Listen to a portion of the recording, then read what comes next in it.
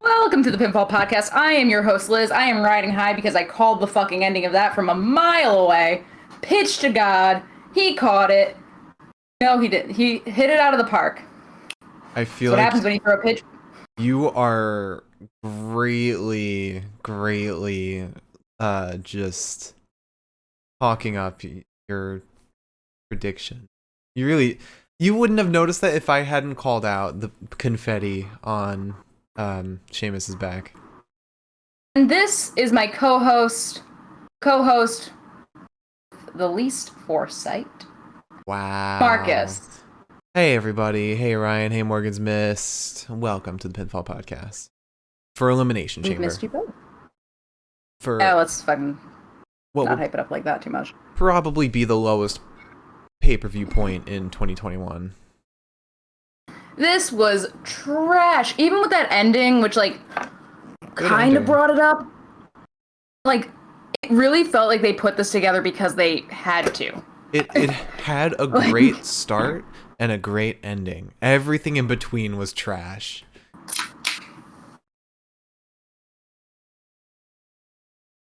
See. All over me. Damn. Yeah, it's like nothing special happened today. Yeah. I kind of was expecting at least several potential special things that could have happened. Mm-hmm. And we got nothing. Like, one promo. Give me, like, the crumb of a singular promo. We that isn't just Bad Bunny, which, to be fair, that one promo... Okay. Only promo that mattered to me was the Bad Bunny one, and outside of that, you know. Wait. I've got to pull my microphone closer, by the way. It is in the corner of the desk. We should get to the real reason why everyone's here. Our predictions, and therefore the punishment. Would you like me to go over that? Yeah. Alright, so for those who are new to the podcast, or at least unaware to how our predictions work, for every pay-per-view, we make predictions for the outcome of every match.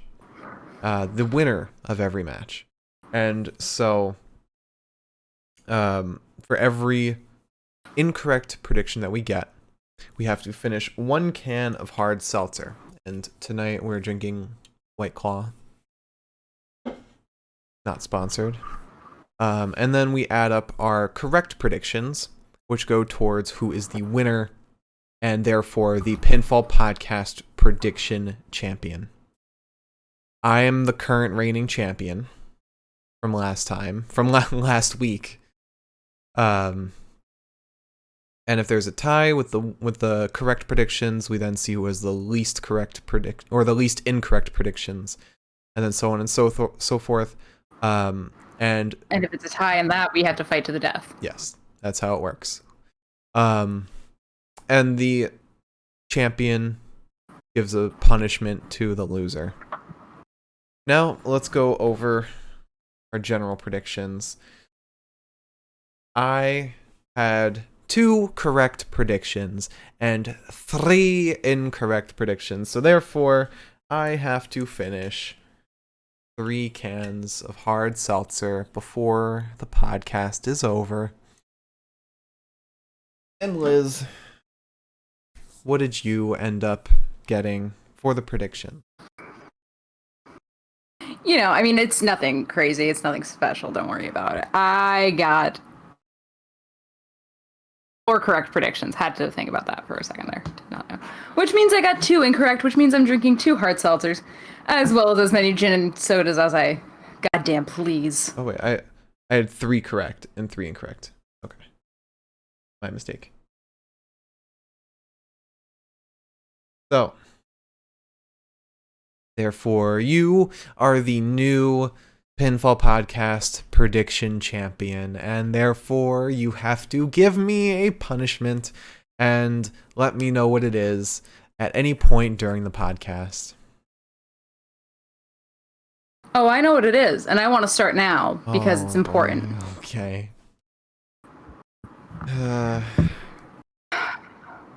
So, let me crack one of these open now.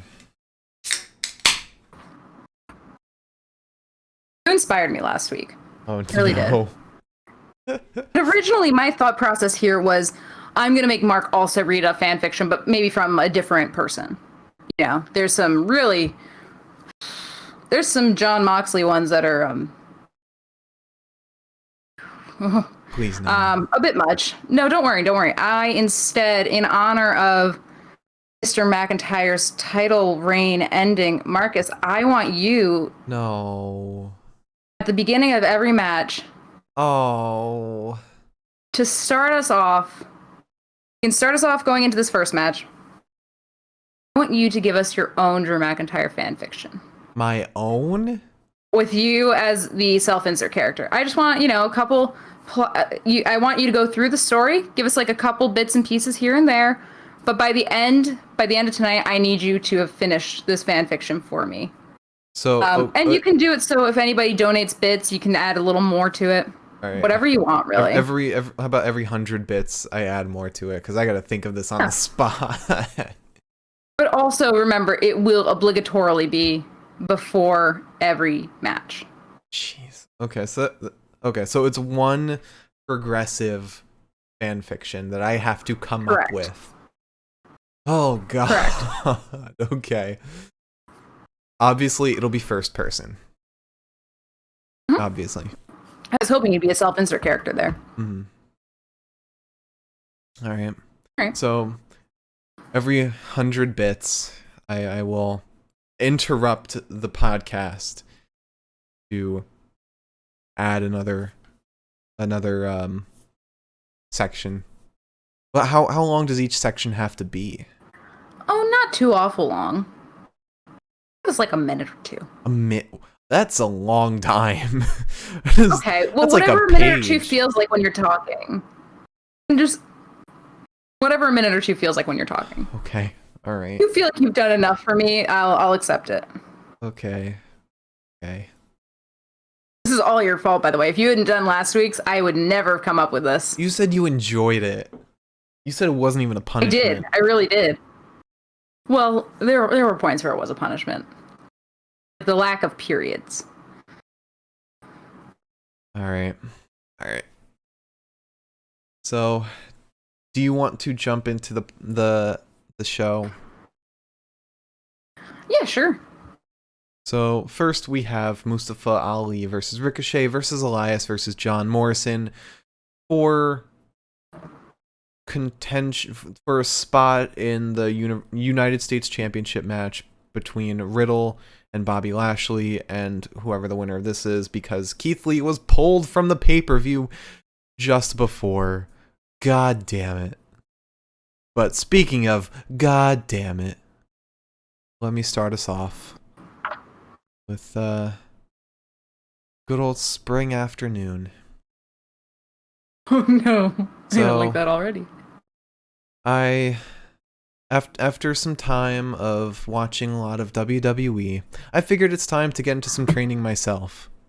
So I go to the local gym to try and work out, build myself up, maybe train a little bit if I can find the right trainer. So I go inside the Claymore Coliseum is what they're called, and I find some a weight rack, start lifting, and try and get stronger for my start in my wrestling career. But then, across the Claymore Coliseum, I suddenly see why it's called the Claymore Coliseum. Mr. Drew McIntyre is standing in a room across the way from me, teaching a class in professional wrestling. My eyes widen. Sweat starts dripping down my brow. My ass tightens a little bit. Oh God, if there were ever a podcast I wish your parents were listening to.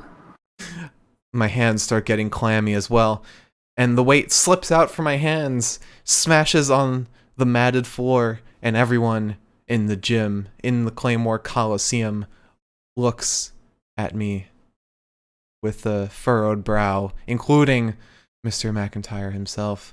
But in the heat of the moment, I saw nobody except Drew McIntyre at that moment. And that's where I'll end it.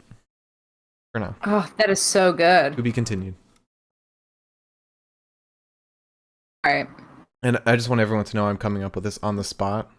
None of this has been thought of before. I didn't even know Liz was going to give me this punishment before. So, talking about the match, I picked John Morrison to win this, and this was very much last second. We were deciding our picks during the match. And Liz, who exactly did you pick? Alright, I just want everyone to know that we got into this match like halfway through. I was trying to eat food for the first time today. I was trying to take notes, and I was trying to figure out who the fuck I wanted to win. Well, which is hard when the match is happening, because you see somebody get out on top, and you're like, oh, it's him. I chose fucking Elias, because he's got nothing else going on. Like, Ricochet has Mustafa, technically. Mustafa has everything with Retribution, and also Mustafa's whole thing is that he's, like, looked down upon. So obviously he wasn't gonna win. And John Morrison, I was like, I don't know, man. I don't really see it. And then John Morrison won, and I said, oh, god damn it, I look like an ass. It's because he was talked up so much on Raw. And if you're gonna feed somebody a loss so that Riddle could win or Bobby could win, out of all those four, it had to have been John Morrison. You know what I'm also realizing is tonight was a night of title changes that was just absolutely skull-numbingly boring.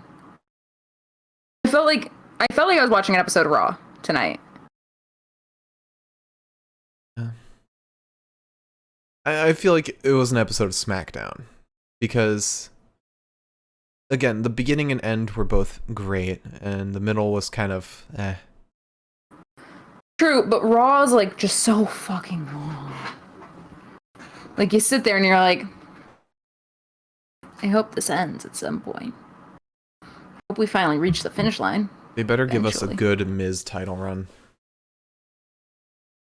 I don't know how long he's gonna have it for. But a lot of people are hoping that he has it for a while, because normally he has it for, like, what, a week? I hope he doesn't. I hope he gives it to Bobby. No, I think that he's going to use this in some way to help Bobby distract Riddle, because I feel like this is like a tit for tat kind of thing. Anyways, apologize in advance. I did not take a ton of notes on this, and I also cannot breathe today. Anyways, so when we tuned in, and I tuned in mentally, and I realized I have to take notes. I can't just let this sit for a while. We tuned in. There was a knee strike to Mustafa from Elias. Slapjack pulls Elias off of Mustafa to break the cover because Retribution has surrounded the ring at this point. Elias is rolled up by Ricochet, and there's a back kick to Elias from Ricochet, and he breaks out of that cover. We then get a sit-out chokeslam to Ricochet from Elias. John Morrison goes off the ropes onto Elias, and we get a moonlight drive to Ricochet from Mr. Morrison. There's a Starship Pain to Ricochet, but Ricochet moves out of the way, sending John Morrison just straight into the canvas. Ricochet then pushes Mustafa off the ropes. I am squinting because my notes are actually very far away from me today for some godforsaken reason. Let me just try to move that a centigrade closer without totally blocking out the sign. Oh, that's better. Ricochet pushes Mustafa off the ropes once he is met up there, and we get a nasty fucking dropkick to Mustafa. We get a German suplex into a bridge to Mr. Morrison from Ricochet, and a satellite DDT to Elias from Mustafa. Ricochet pulls a 450 off onto Mustafa, but Mace and T-Bar then pull Mustafa out of the ring so that he cannot lose. Eventually, Ricochet goes over the top rope onto Mr. T-Bar and Mace's shoulders. They throw him into the post, and then John Morrison wins, and I don't remember how. It's because he rolled up Elias, I think. He rolled up Mustafa. He rolled up Mustafa while Retribution was busy with Ricochet. This was right, which is just another reason for Mustafa to be mad at Retribution, which I just give them a break. Poor souls. Why did they have to put so many boring people into one match? Elias doesn't do anything. Ricochet has no storyline. Mustafa is just repeating the same old shit over and over. And John Morrison has, again, no story. Like, why do you give me these people? Like, give me, put fucking, God, I don't know, anybody in this match. Cedric. Put Cedric. No, Cedric wouldn't fight Bobby. I don't know. Anyone from Raw in this fucking match. Put Lindsay Dorado, and Mustafa's fine. Give me Xavier Woods or something. I don't know. Yeah. We started off with a match that I didn't fucking care about, and I should have known that was going to set the tone, really. Like, this was just such a goofy match. Like, they very much said, we don't know who the fuck to put here, so we're just going to shove some shit together and hope that we get it right. It does make me wonder about Keith Lee, though. I think Keith's released. I think you're crazy. I mean, if he was injured, I feel like he'd still... Well, he might not be at the venue, but... I don't know. Either he is COVID or he's released. And that's what I think. I think we'll find out tomorrow, but I just think... that would be really weird for him to just suddenly be released. Yeah. Out of nowhere. If anything, he would be sent back down to NXT, I think. Because I don't think Trips would be cool with that. I mean, he's already on Vince's bad side.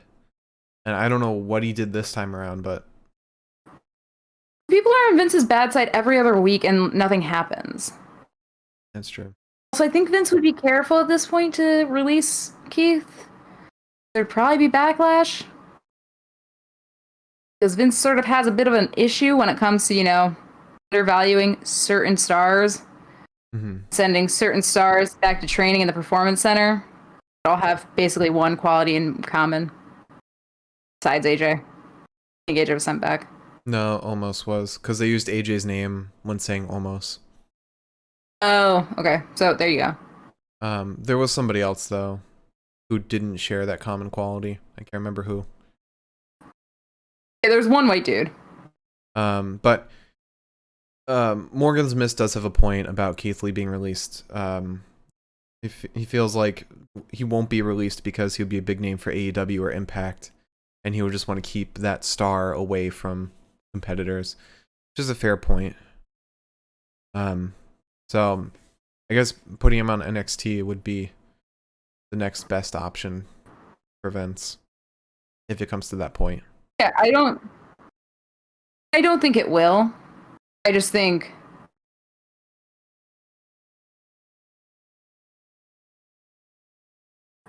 I don't know. I don't think that he would be released. I think that'd go over really poorly with fans, especially the fans that he built up in what was it? NXT. Jesus Christ. So next up we have the first Elimination Chamber match to start off the show, the main event. We have Daniel Bryan versus Cesaro versus Kevin Owens versus Sami Zayn versus Jey Uso versus King Corbin for a chance to face Roman Reigns this same night for the Universal Championship. And this was can number 2 for me because I stupidly picked Cesaro. Why would I do that? You were close though. I was, but at the same time, I looked at the Seth Cesaro feud and was like, oh, no, Cesaro's gonna win this. But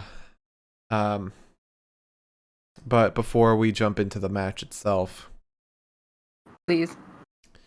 Yeah, let's continue this fan fiction. Just to remind everyone, for every 100 bits, or we'll also do every subscription, I will interrupt the podcast to deliver some more of my own fan fiction of Drew McIntyre. Alright, so where we left off last time was I dropped the weights after seeing Drew. Everyone turned to look at me. So for a brief moment, everyone was staring at me.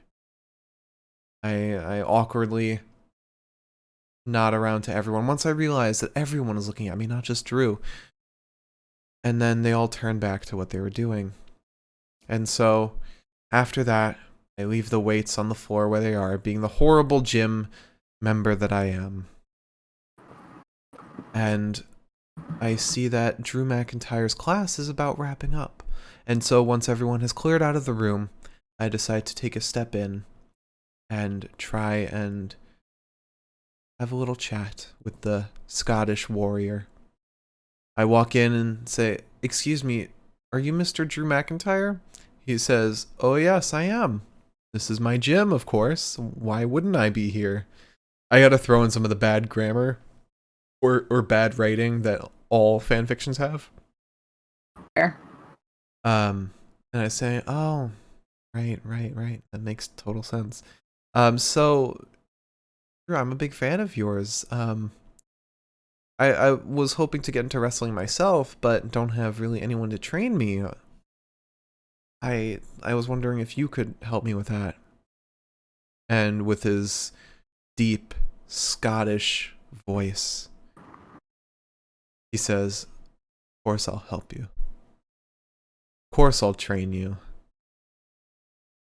And at that moment, my heart sank, but in the best way imaginable. Not only was I going to be trained to be a wrestler, but also I was facing the pressure of advancing my relationship that was suddenly kick-started with Drew McIntyre. And we'll end it there. I'm really excited to see where this goes. I am too. If we get more about the ass tightening. Oh yeah. We gotta be progressive. We can't just get it all out in one hit. Alright. God. Let's hope Mark pipes in during this, because whether it's with fanfiction or just color commentary, because this is a long thing to get through. But anyways, Daniel Bryan versus Cesaro versus Jay versus Kevin versus Sami versus Corbin. I had Daniel Bryan. Mark had Cesaro. We started out with, godforsakenly, Daniel Bryan and Cesaro. There's a shoulder tackle to Daniel in the second one. Cesaro's really just looking for that quick pin, and does not get it whatsoever. Daniel looks for a Puma tackle, but is caught and then dropped into a backbreaker. A Puma tackle. No. Yeah. That's not what it's called. Oh. Called a power slam. A Puma tackle. It's a power. Puma tackle. Pumas don't tackle that way. What are you talking about? Puma. And have you ever seen two wild cats go at each other? Have you?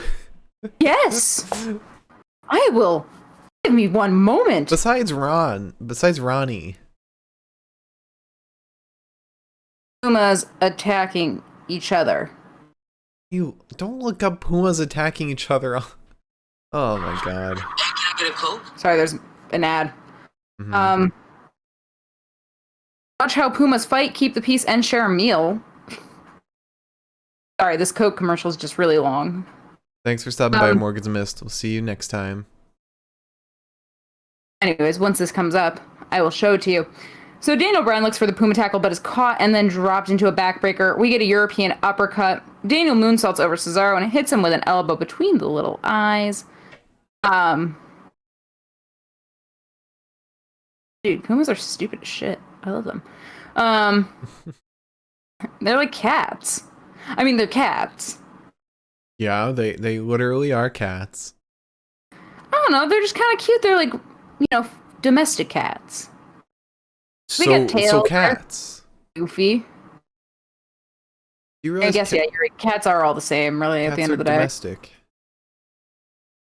I'm just saying, like, cats are, like, basically the same across, like, all spectrums.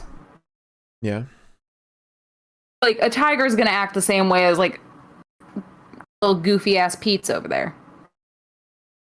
Give or take, yeah. If a tiger was declawed. We didn't declaw our cat. We didn't declaw our cat. Somebody else did. And by that, I mean we adopted her at the age of 6, and she was already declawed at the time. We would never, because we actually care about animals' feelings somehow. I guess that's a strange trait to have. Anyways. Yep. Or have like an aneurysm. So Daniel Bryan moonsaults over Cesaro and hits him with an elbow between the eyes. We get some yes kicks and uppercuts that are exchanged. Daniel Bryan then flips Cesaro over the ropes and jumps down with a drop knee.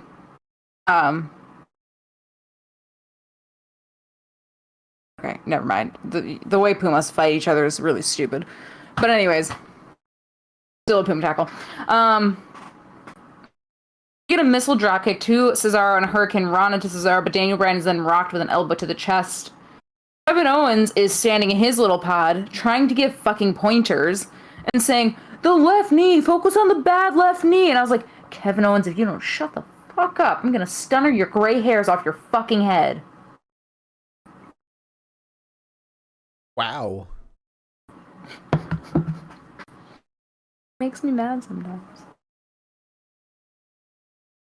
Anywho, I've got to clean my camera a little bit. This is bad. There we go. So back again. Cesaro targets that left knee, of course, while Daniel manages an armbar. Cesaro then lifts Daniel Bryan, but Daniel Bryan grapples his way back down into another armbar. Daniel starts uppercutting Cesaro, kicking him. He's then knocked backwards with a European uppercut. We get a vertical suplex that lingers for so long. I'm pretty sure Daniel Bryan probably passed out at one point because of the blood rush to his head. But anyways, he is luckily slammed down in time for Corbin to be, pardon me, the next man in. Let me try to get rid of this hiccup real quick. So Corbin is immediately beaten up by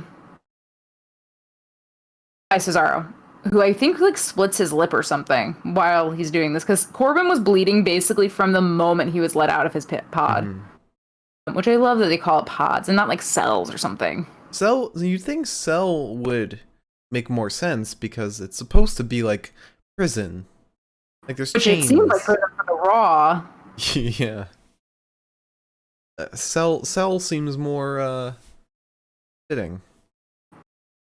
Like pod sounds like they're outer space aliens. Like, yeah. And now they're here in their pods. So I hope everybody likes my hair. Mark helped me dye it. It's got red and purple in it. Can't really tell because of the camera quality, but it looks red. You can see the red.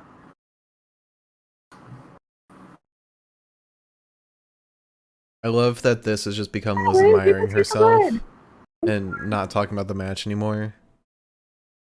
I just wanted to point out that we spent so much time on my hair. Whatever, man.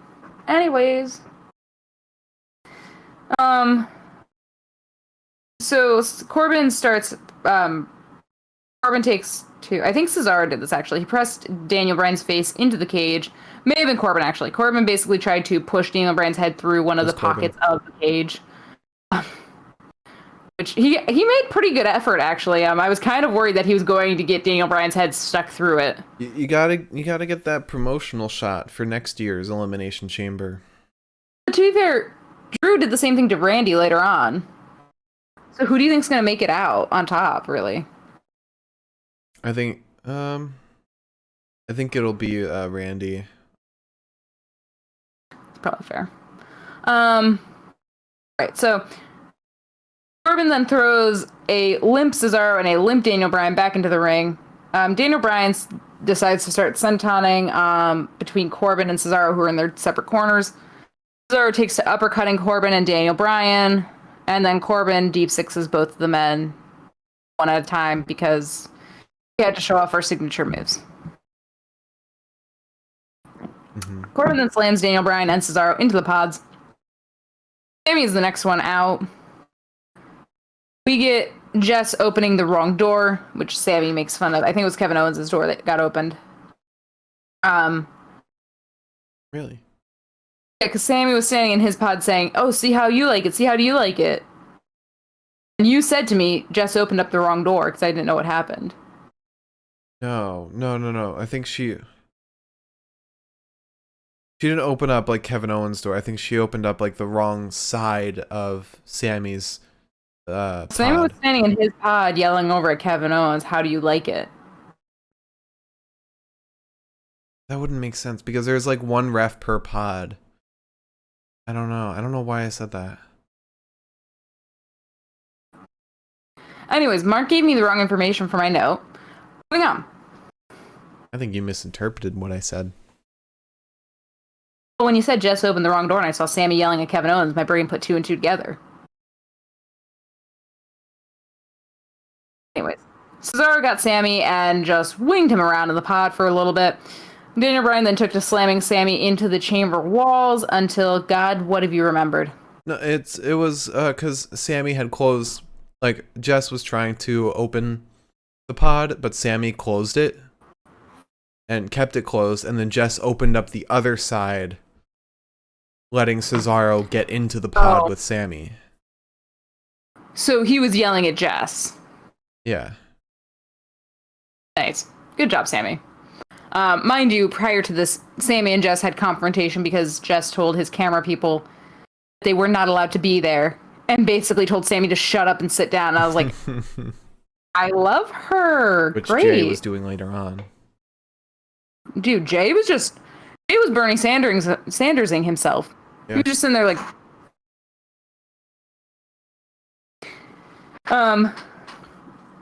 so, anywho, Daniel Bryan slams Sami into the chamber walls until Corbin comes out of nowhere and just slugs Daniel Bryan. Sami then slams Corbin into the wall, sort of like stunning him, or the chamber wall rather, not the pod wall, before stomping Daniel Bryan. He attempts a haluva kick into the pod. Basically, Daniel Bryan's standing there. Haluva kick, Daniel avoids. Sami's foot goes straight into the corner of the pod walls. And I just sat there like, oh no. You know? Also, Sheamus posted an image on Instagram that's a picture of him in the chamber and said, "Beat the Scotsman clean. This is why the brass put 4 others in my way. Hashtag let them fight. Hashtag one-on-one." The brass.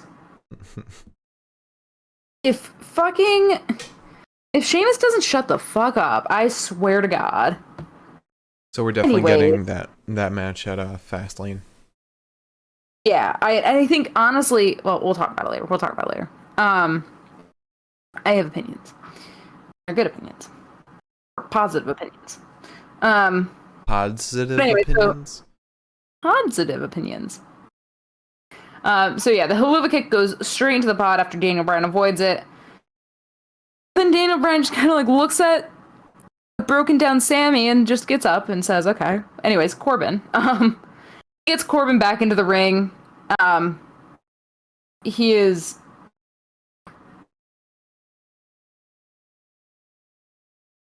He gets superplexed by Mr. Corbin as he goes up to the top ropes. My notes autocorrected that to perplexed.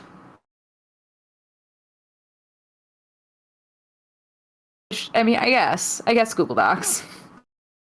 Sami suplexes Cesaro. He runs at Cesaro after realizing no one is around to fight, and is met with a back body drop attempt, lifting him to the top of the pod. This then leads to Cesaro meeting him up there, Sami desperately trying to flee by climbing across the pod wall, or the chamber wall, which Cesaro handily follows him. Then Cesaro gets his hands onto the ceiling of the pod, or of the chamber, dangles and kicks Sami off, and then does a couple of pull-ups. And I said, I get it. I'm a thirsty little bitch. However, at that moment, I was confident in Cesaro winning. Little did I know. I was nervous for 90% of this match up until Cesaro did not win. I was like, fuck. Which probably that would have been the difference between a tie for us, wouldn't it? Yeah, that would have been a tie. So Corbin then slams Cesaro down once he's back onto the ground. At this point, that was when Mark noticed that he was bleeding, and that's why I put it in my notes. We get a nasty choke slam to Daniel Bryan from Corbin. Cesaro then goes down on Corbin with an uppercut, and gets him into the swing, tosses him around a little bit, and then shoves him down into the sharpshooter, eliminating Corbin. Well, you know one thing we didn't do? Sorry to interrupt.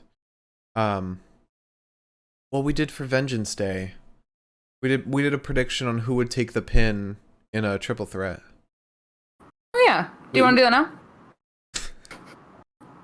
Well, we had a fatal 4-way and a triple threat. We could have done that. And also, well, the elimination. But those are eliminations, so it's like everyone but one takes a pin. That's fair. I guess so. By predicting who wins, we chose who wouldn't take the pin at the end of the day. Next time we'll make more predictions than just the 6 that we had. But to be fair, there were only such little.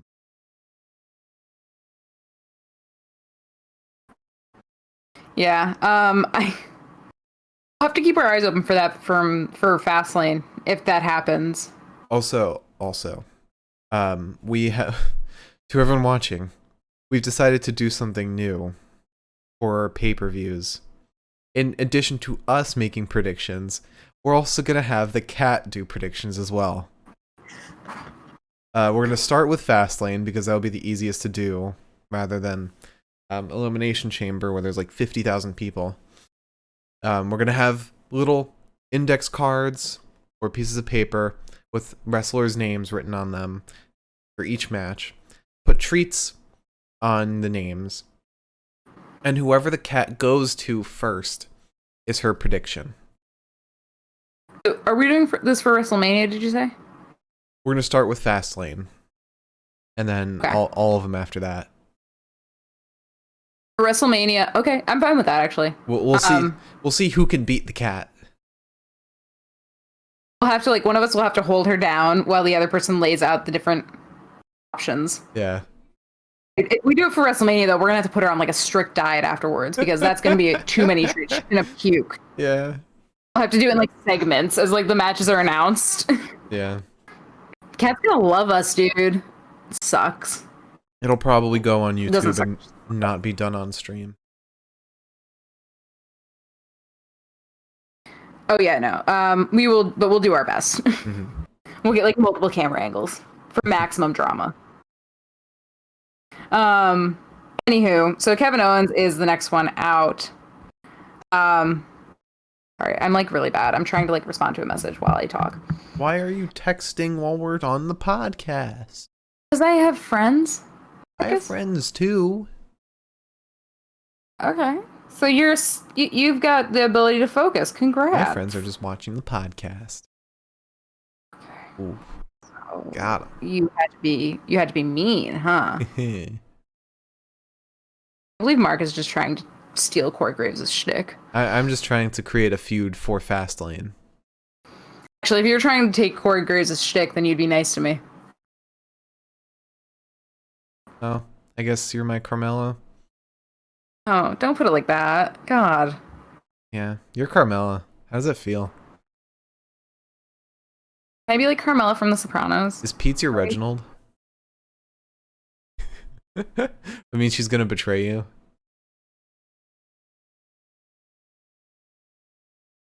And Eldon is Sasha. Okay, wait, huh? How's that playing? Because Pete likes Eldon, I guess. I don't know. Does she, or is she just being nice? It could also be. She probably likes him. Never had to pull her. All right, we've diverged enough. I'm trying to move on. Kevin Owens gets out. Sami tries to reason with him for a little bit and then is slammed between pods and maybe the camera, which is the first time the camera comes into play, and not the fucking last time, because my God, I don't know what the camera guys were doing today. I don't, like, everything was a mess today. Anywho. So Kevin Owens then takes to suplexing Daniel Bryan. Cesaro and Kevin Owens exchange blows for a little bit, and Cesaro gets stunnered. Oh God, oh dear Lord, I've made mistakes. I pressed the wrong button, and now I'm in the wrong place. Oh no. Hang on, folks, hang on. Hang on. Okay, so Sami goes up top. He then bites Kevin Owens when Kevin Owens meets him up there. Which I said, that's probably what I would do too, so that's fair. He pushes him down and goes for a frog splash, but Kevin Owens moves away and Sami lands on his feet. Kevin then kicks Sami. Or super kicks Sami, so it's not on his feet for long. Kevin Owens then gets to cannonball all three legal men. Cesaro uppercuts Sami after lifting him in the air, and then we get a drop up. Jesus fucking H. Pop up? I was thinking of the pop-up uppercut, but we get a drop kick to Cesaro from Daniel Bryan and a pop-up powerbomb to Daniel Bryan from Kevin Owens. We then get a neckbreaker to Sami, which may have actually broken Sami's neck, and another Daniel Bryan. Jay finally comes out just as Kevin is thinking of doing the neckbreaker onto Cesaro as well, and I was like, please don't, because like the other ones looked really scary, and Cesaro is a much bigger person. So, but immediately Kevin Owens and Jay are at each other's throats. Jay is swung into the pod, and the glass falls out onto the refs. Jay then fucking slaps Daniel Bryan. Kevin goes up top and moonsaults down onto all of the men. We get a center Daniel Bryan and Cesaro and Sami, and Zayn is eliminated off of that. Jay then slams the door on Kevin's arm. My God. And my body was like, oh, no, no, no, no, no, no, no. Oh, this was a tough spot. I mean, have you ever had your finger, like, shoved in, like, slammed in a car door? Yep. That's, like, there's something about that that's, like, that's puke-worthy. I've thrown up from getting my car slammed in, or my car slammed in my slammed into, oh, no. Can man hand hook door. But I've had that happen to me multiple times. Mm-hmm. I've slammed because when you grow up with a sister, there's more, not that she's ever done it on purpose, but there's more often times where you're A, fighting for a certain seat in a car, and B, times where somebody can shut the door on you. And I just had like this weird habit of always getting my finger slammed in a door to the point where I'm surprised they never broke. But one time it was so bad, my dad was like, I think we're gonna have to take her to the hospital, and I was like, that I got sick. I was like, nope. But it happened to me once, and nice job, buddy. It happened to me one time, just recently, a couple of years ago, when I was doing transportation for the Woodstock Film Festival, and I was trying to get something out of one of those vans. Mm-hmm. That had the automatic doors. I thought I was hitting the button for the light by the door, and instead I hit the button for the door, and it automatically shut on my finger that was like holding the spot between the driver's seat and the passenger side. So I had to like reach around with this arm to try to slap the button. It was nighttime. I was all alone. I was like, this is not good. Oh my God. Anyways. That was a moment where like that happened, and I was like, I might get sick. Mm-hmm. I might actually throw up. I'm here to tell you all the story. Anyways, so Jay frog splashes onto Kevin Owens and eliminates him. Then he enzuigiri's Daniel Bryan and jumps on Daniel Bryan's bad knee. He runs at Cesaro and Cesaro meets him with the European uppercut. We get a flying elbow down onto Jay. Cesaro ends up double stomping Jay over the top rope, like jumping over it down onto him. Cesaro then swings Jay into the barricades. Daniel Bryan flies out onto Cesaro, but is caught and thrown into the ring. Daniel then catches Cesaro as he goes off the top rope with a kick to the midsection that looked like it landed so hard because like I could see the boot going into the chest, and I was like, okay. We then get a pop-up uppercut that is met with a backslide from Daniel Bryan, which I didn't understand, but that just ends up with a kick upside the head to Cesaro.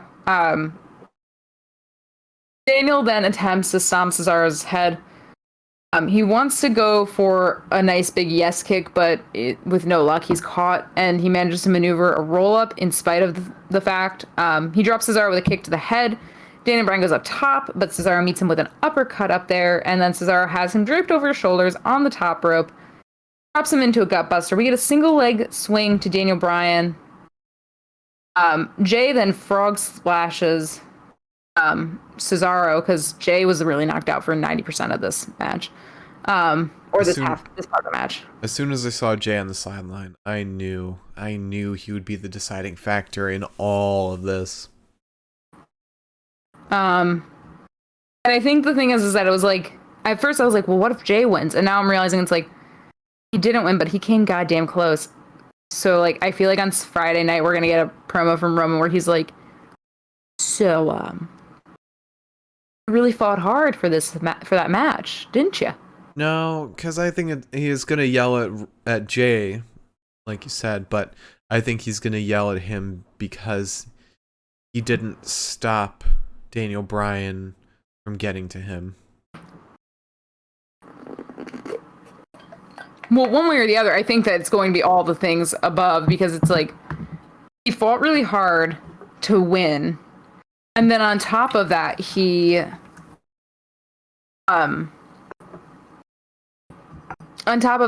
also didn't stop anybody else from getting to Roman. So I think at the end of the day, Roman's going to have a couple things to complain about. Yeah. Which is Roman's forte. Anywho.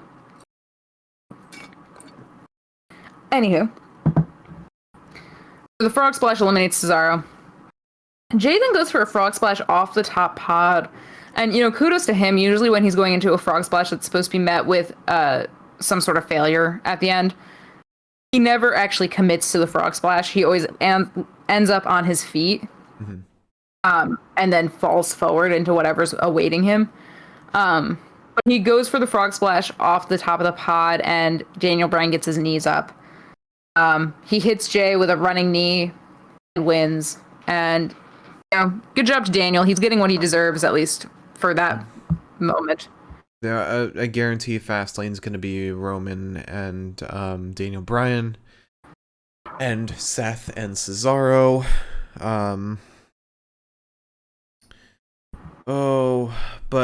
But it didn't. The cameras didn't cut from there.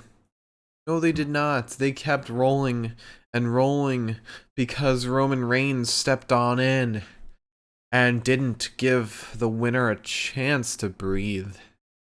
So now we jump immediately into Roman Reigns versus Daniel Bryan. And before we do that, I just want to say that I picked the winner of the Elimination Chamber match to win this. Stupidly. I don't know what you were thinking. However, I think also before this, mm-hmm. you owe us something, but go on. I know, but I want to do the predictions first. I thought we had too many similar predictions, so I was like, okay, I'll spice it up with something that might be possible. Oh my god, was I wrong? To be fair, this is exactly what I did last time. This is what I did for Vengeance Day. I got fucked by it. Kudos to you for trying. Also, Mr. Slapjack. But if you can't tell, it's the two fingers pointing at each other with the skull emoji next to it instead of the big eyed emoji. His new Twitter handle name is Swapjack, and I said, Swapjack? Man is my fucking hero. Oh, There's God. nothing he can do that would ever upset me. Besides his hairstyle today, which was really bad, but still, I was like, that's my boy. Oh my lord. So I guess we continue the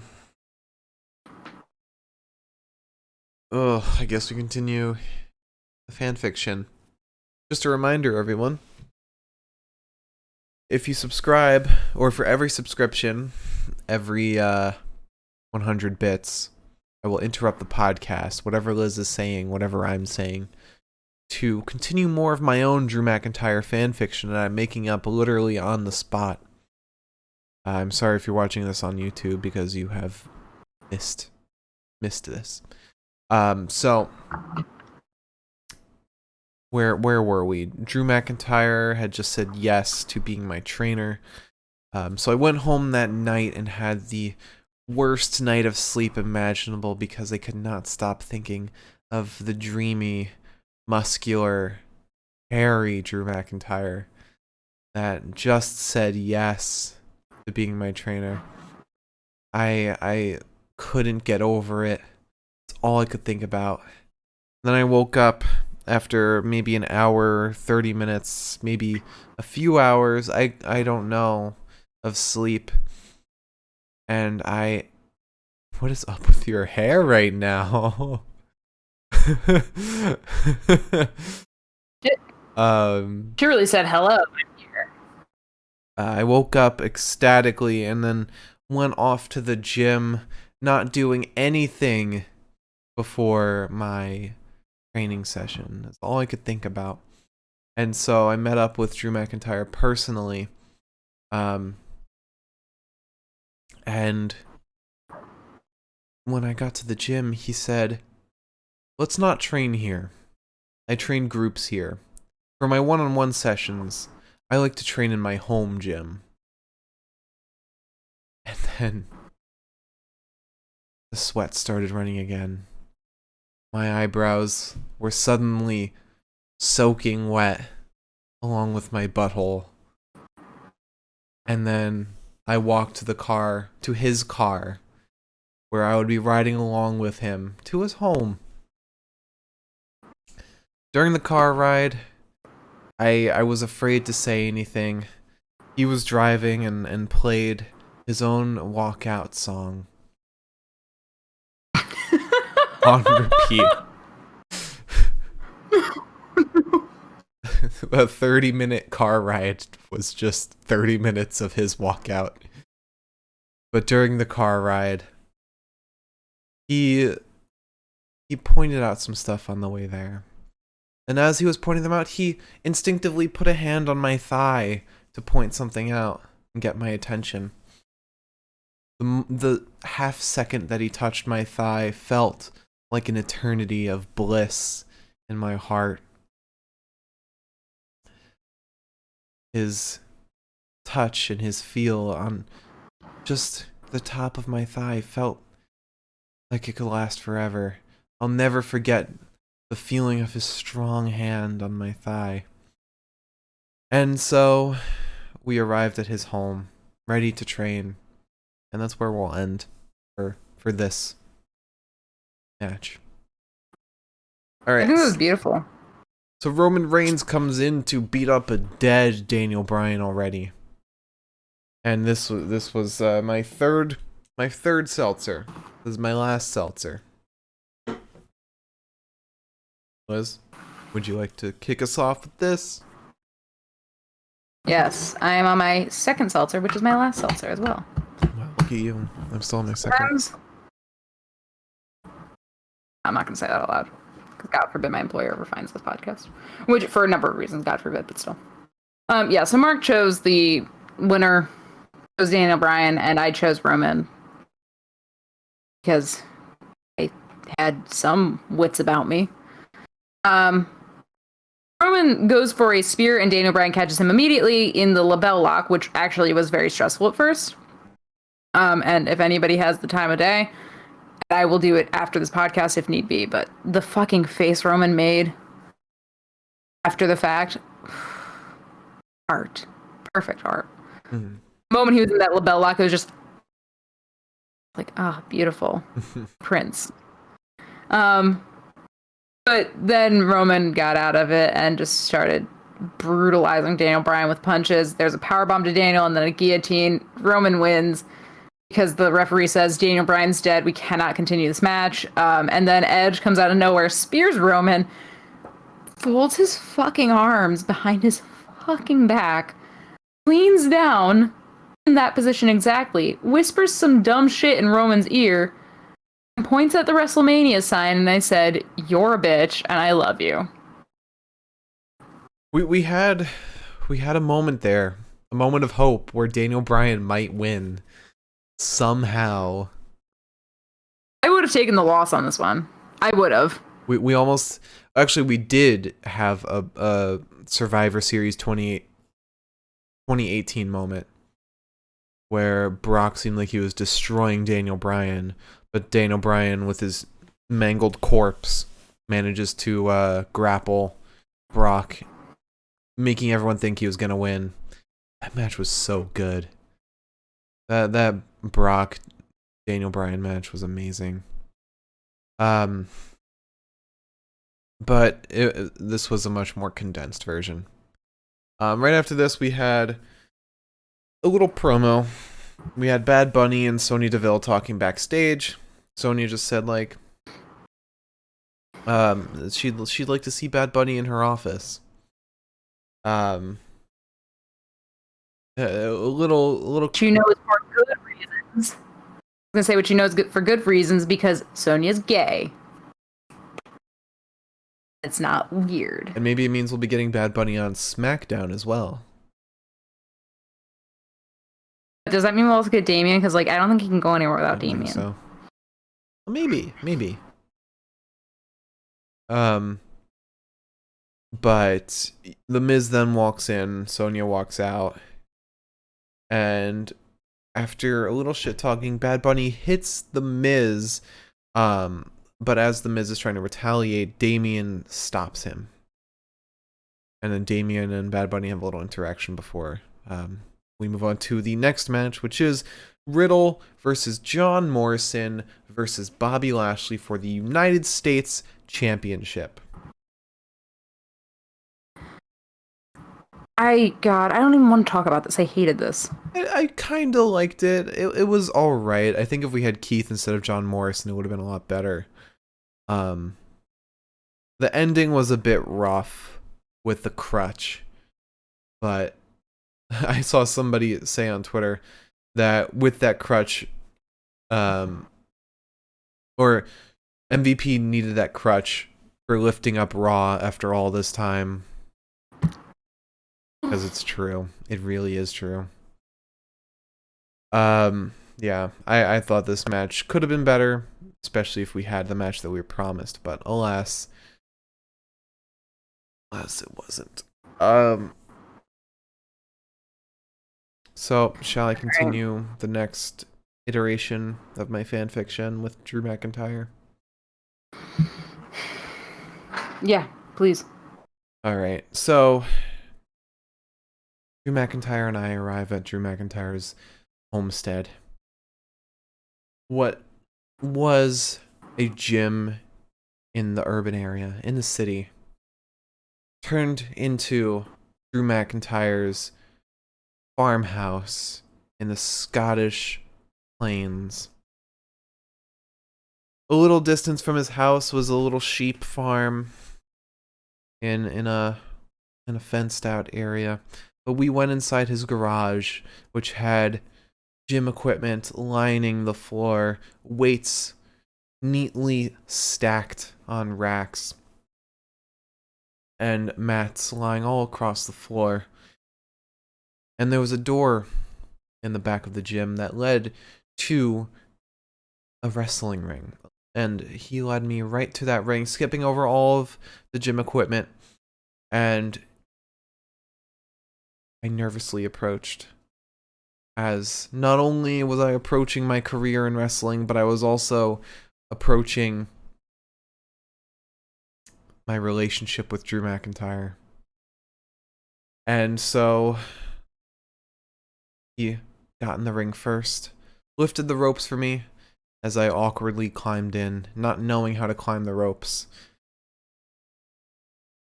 And the first thing he taught me was how to grapple. Not something Drew does, but He pushed me to the mat. And climbed on top of me and put me in an arm bar. My arm was dangerously close to his penis. If I wanted to, I could just turn my wrist 180 degrees and grab it. But being the respectful student I am, I didn't.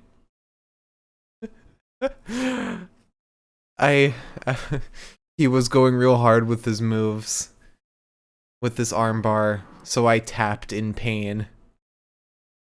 He lets go.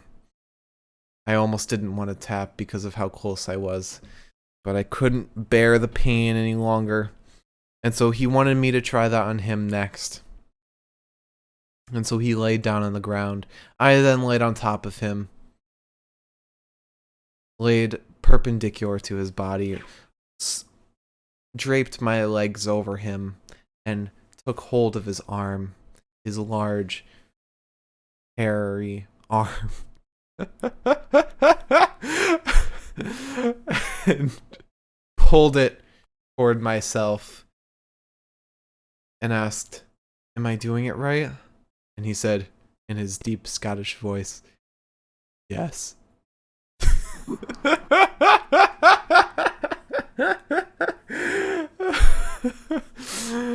And then I pulled it a little too close and accidentally touched my dick with it. And then he tapped. He said none of that at all. And that's where it all ended. I hope you're all enjoying this fan fiction. Part of me hopes that you're not enjoying it, folks. Oh, man. Anywho. Oh, boy. Okay.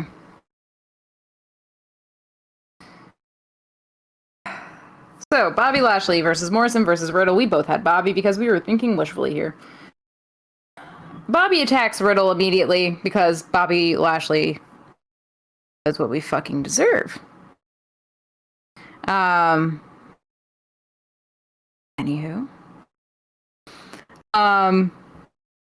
Lashley steps away and John Morrison just kind of picks the bones for a little bit. Lashley then tosses Morrison and spears him in the corner. There's a sleeper from behind to Lashley from Riddle. Lashley clotheslines Riddle from the ring. And then Morrison hits Lashley with a kick off the ropes. He's also flung outside to the apron by Lashley and knocked backwards into the barricade. Lashley then sends Morrison into the post. We get Riddle off of the steps in the thought of punching Lashley, but instead, Lashley catches him and then backbody drops him. We get a neckbreaker to Riddle from Lash. He wants the vertical suplex on Riddle, but Morrison brings Riddle back to his feet by jumping over the ropes and carrying him down with him. I thought was kind of cute, like very superhero-y. Anywho. Morrison and Riddle are ringside at this point, thinking like, hey, maybe we could like do something here. Like maybe we could like work together.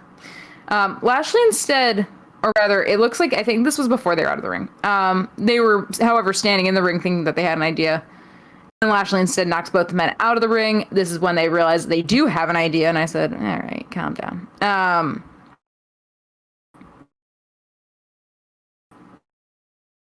Riddle then attacks Lashley from one side while Morrison attacks him from the other.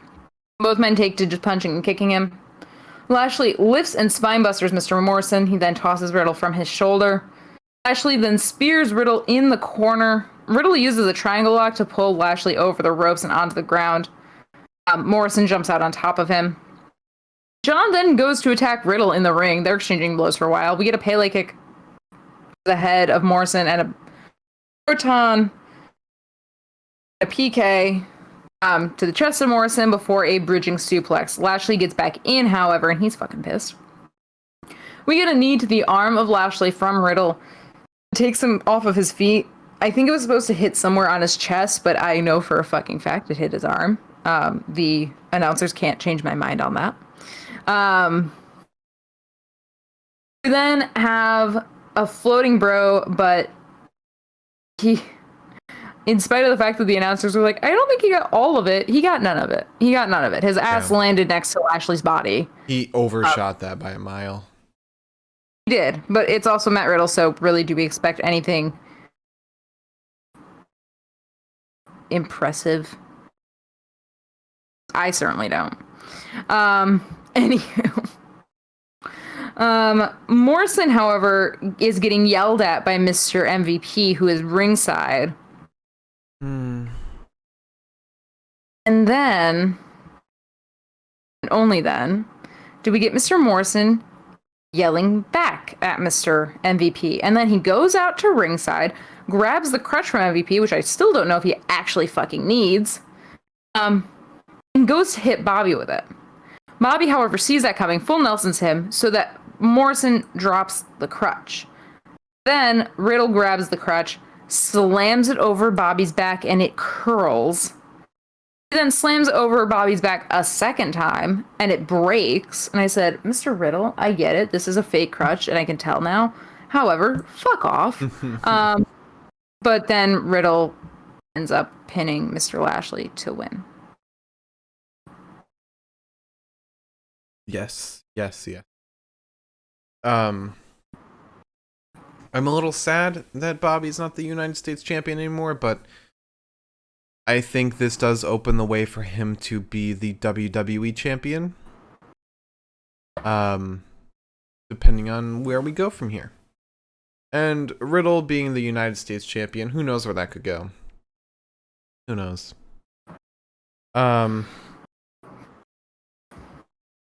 But that was a decent match up until a point. And then we have a little, before the tag team championship match, we have an interview in Gorilla with Bianca Belair and Sasha Banks. Reginald walks in. God, I'm burping a lot. He says that Sasha and Bianca will be the new champions. That's all he really says. And then we have Shayna Baszler and Nia Jax versus Sasha Banks and Bianca Belair. Which, before we get to my fanfiction, let's go over the predictions. We both picked Nia Jax and Shayna Baszler to win this because holy fuck, they're not going to give it to Sasha and Bianca. And they shouldn't, because I'm pretty sure Sasha and Bianca are supposed to be fighting each other at WrestleMania. I don't see it being Bianca and Asuka. I don't. Yeah. You can't convince me of it. Or Bianca and Io. Anything. Right. Which would almost make sense because of NXT. However, Bianca needs to fight Sasha. That'll be the coolest fucking match. Sure. They got me doing it. Charlotte and Asuka need to fight each other. That needs to happen at WrestleMania. I'm telling you now, writers. I'm telling you. I'm right. You're probably wrong. I know what I'm talking about. You probably don't. Charlotte, Asuka, WrestleMania, front fucking page of your little fucking pictures and shit. There you go. I've done it for you. Happy WrestleMania, bitches. We should also mention that the planned Asuka versus Lacey Evans match ended up not happening at all. Asuka did not defend her title in any way whatsoever. She did not appear tonight at all. Despite speculation that they would replace Lacey with someone. None of that happened at all. And I'm pretty sure they threw in this Shayna, Nia, Sasha, Bianca match to replace the Asuka Lacey Evans match.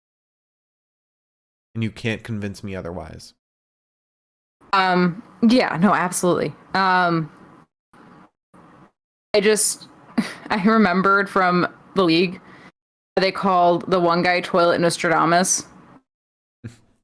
That's how I feel now. Mm-hmm. Now, please, sir.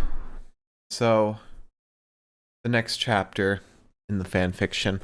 After tapping out for my armbar, I was slightly impressed at how strong I thought I was making Drew McIntyre tap out from an armbar.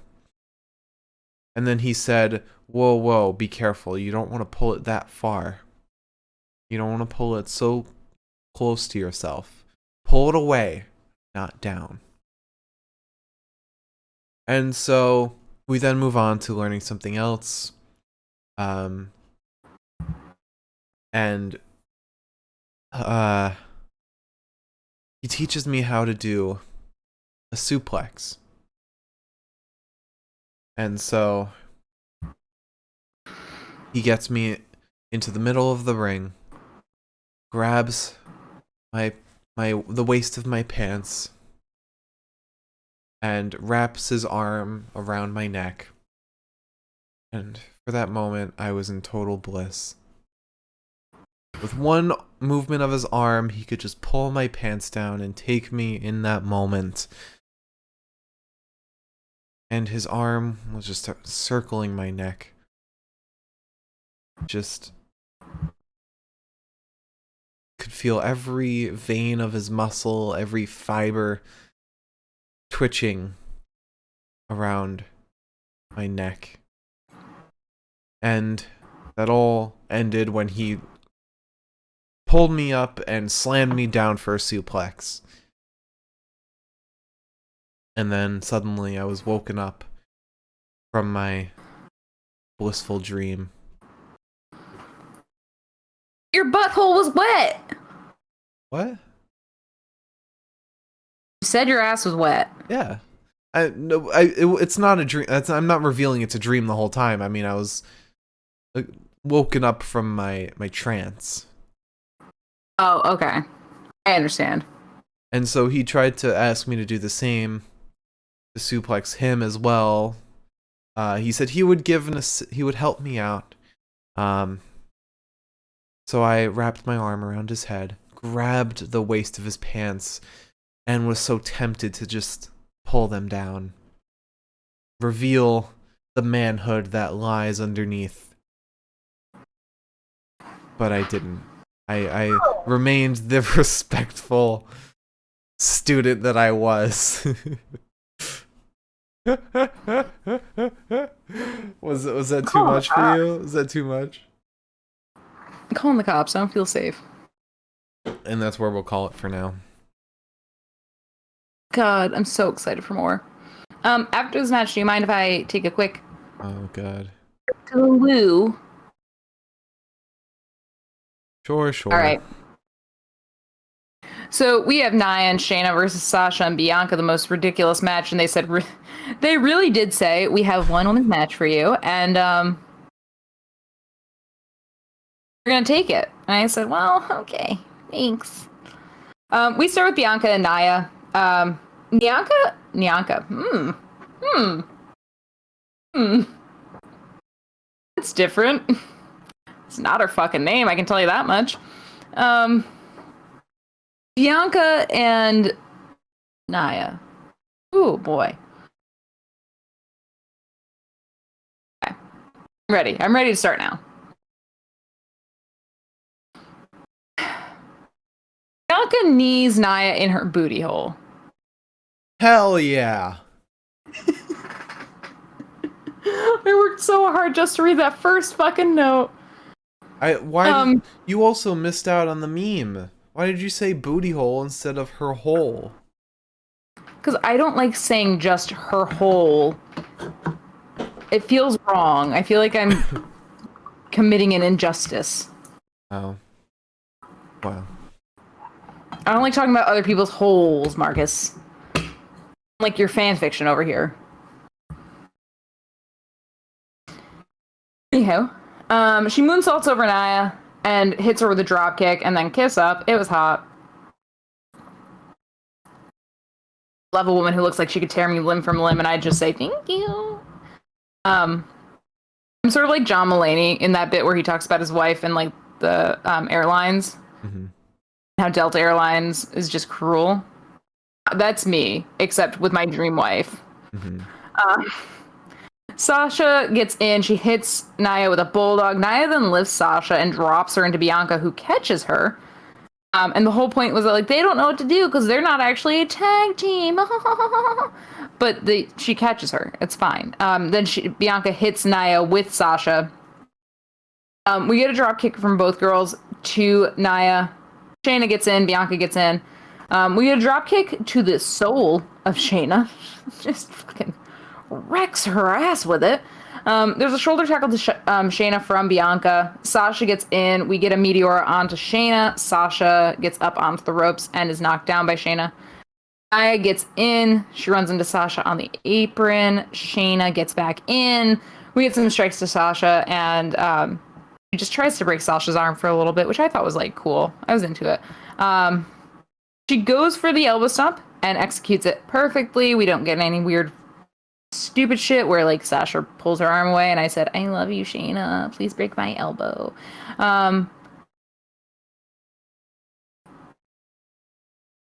Who the fuck? What's going on? My notes say Nax, N-A-K-S, which is not Jax? No, because the note is basically, the note's supposed to say something along the lines of Sasha makes space between herself and Shayna by way of a jawbreaker on Shayna. Mm-hmm. So N-A-K-S is supposed to be Sasha. Banks. Oh, Banks. Okay. I love deciphering my own fucking notes. It's so amazing. I'm useless at this job. Nia, however, tags in. She slams Sasha down into the canvas after lifting her. Shayna gets back in and knocks Bianca off the apron. Sasha, however, manages a crossbody lateral press onto Shayna. Bianca gets in after a series of pin attempts on Shayna from Sasha. The Cure Fluid Clutch is almost immediately put onto Bianca, who tags Sasha in. And then whips Shayna over her shoulders, and I said, okay, so you've just given me like a really perfect competitor for Shayna, and I'm never gonna see this again. So thank you. Just because like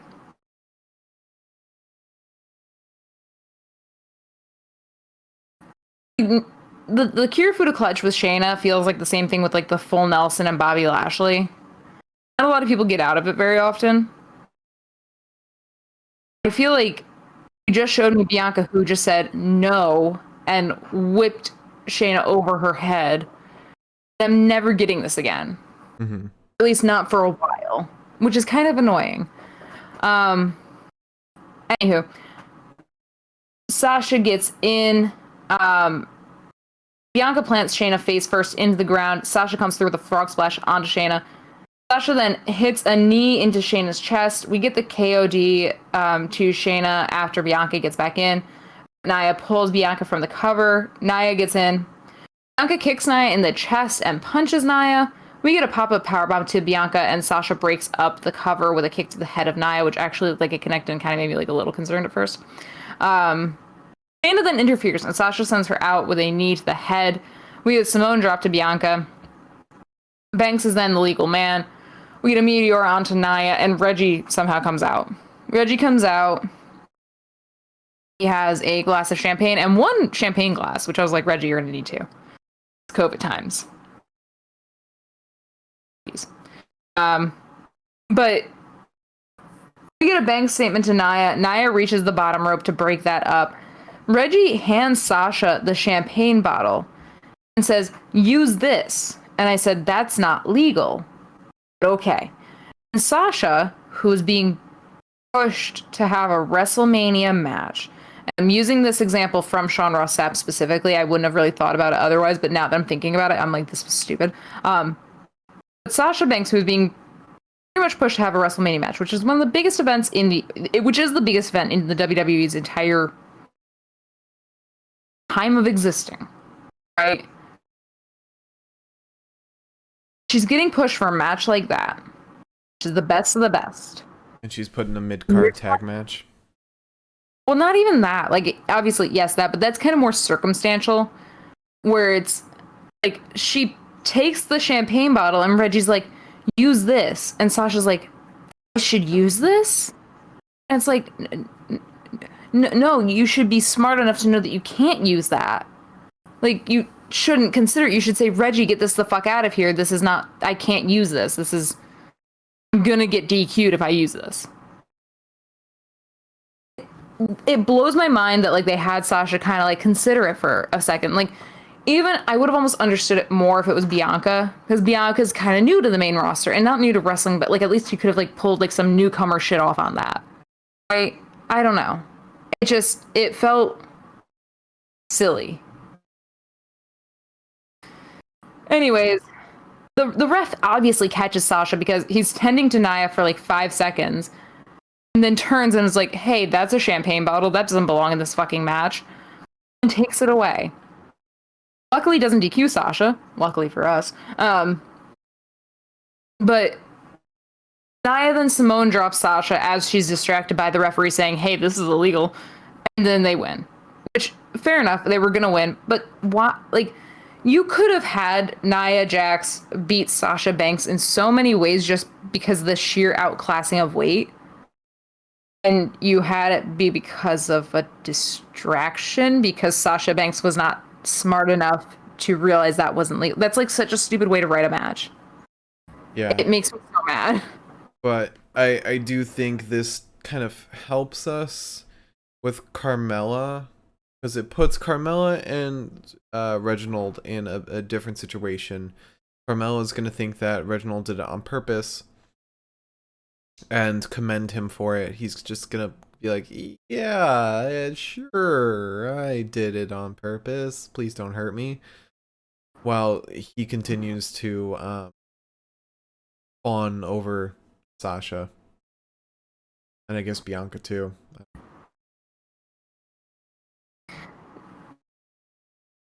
Yeah.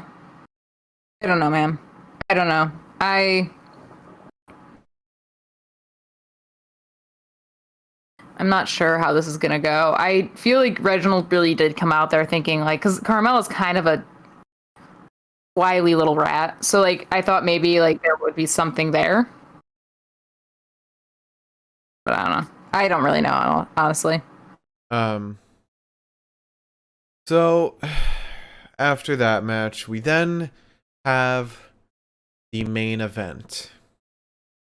The Elimination Chamber match for the WWE Championship between Drew McIntyre, Sheamus, Jeff Hardy, Randy Orton, Kofi Kingston, and AJ Styles, where the winner gets the WWE Championship. Oh man, and we both picked Drew McIntyre, and from this match, we won. Right. Came close to not winning, but we won. Yeah. Oh boy. So, I gotta finish this fast because I have a third can. So, shall I continue the last chunk? And then after this, I'm gonna run, take my bathroom break, and come back. Okay. So,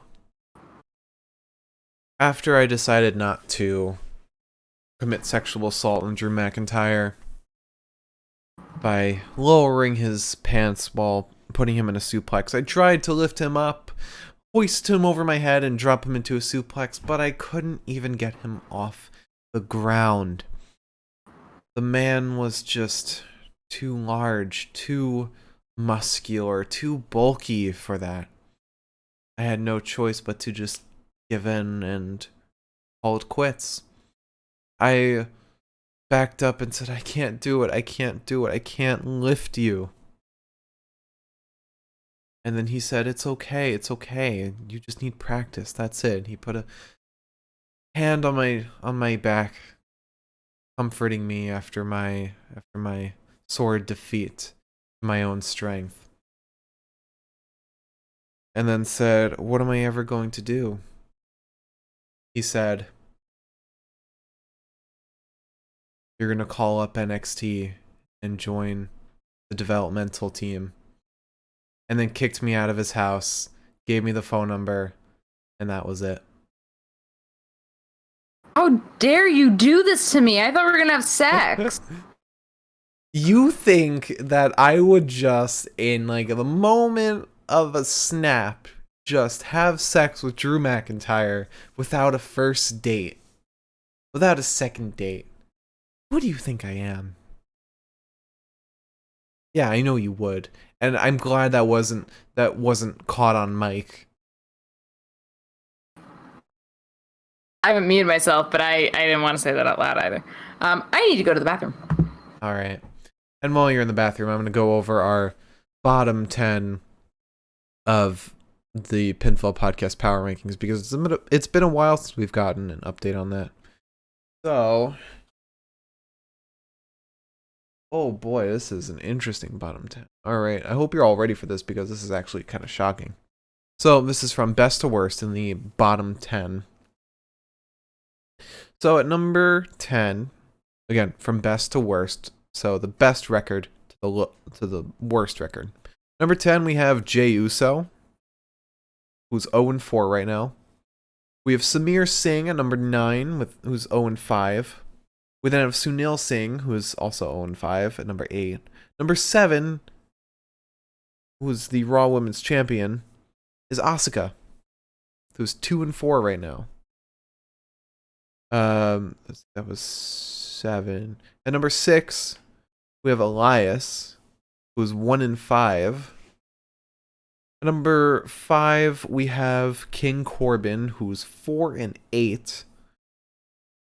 Number 4, we have John Morrison, who is 2-6. At number 3, we have Jeff Hardy, a legend, who is 3-7. At number 2, this is a shocker. At number 2, we have Randy Orton. Randy Orton is the second worst wrestler of 2021 right now. He's 1-5. He has lost 5 main event matches. And then lastly, we have Sami Zayn at number 1, the worst wrestler of 2021, who is 1-9. Lost 4 main event matches, lost 2 pay-per-view matches. But also we've picked him 3 times for match of the night. And he's still the worst. Huh. Wait, Mr. Lashley? What? Did you say Mr. Lashley? Oh. Oh, sorry. Who? Who's the worst? Yeah. Sami Zayn. I don't know how you got Mr. Lashley from that. Oh. Either. Randy Orton is the second worst. That's weird to me. But I guess it kind of makes sense.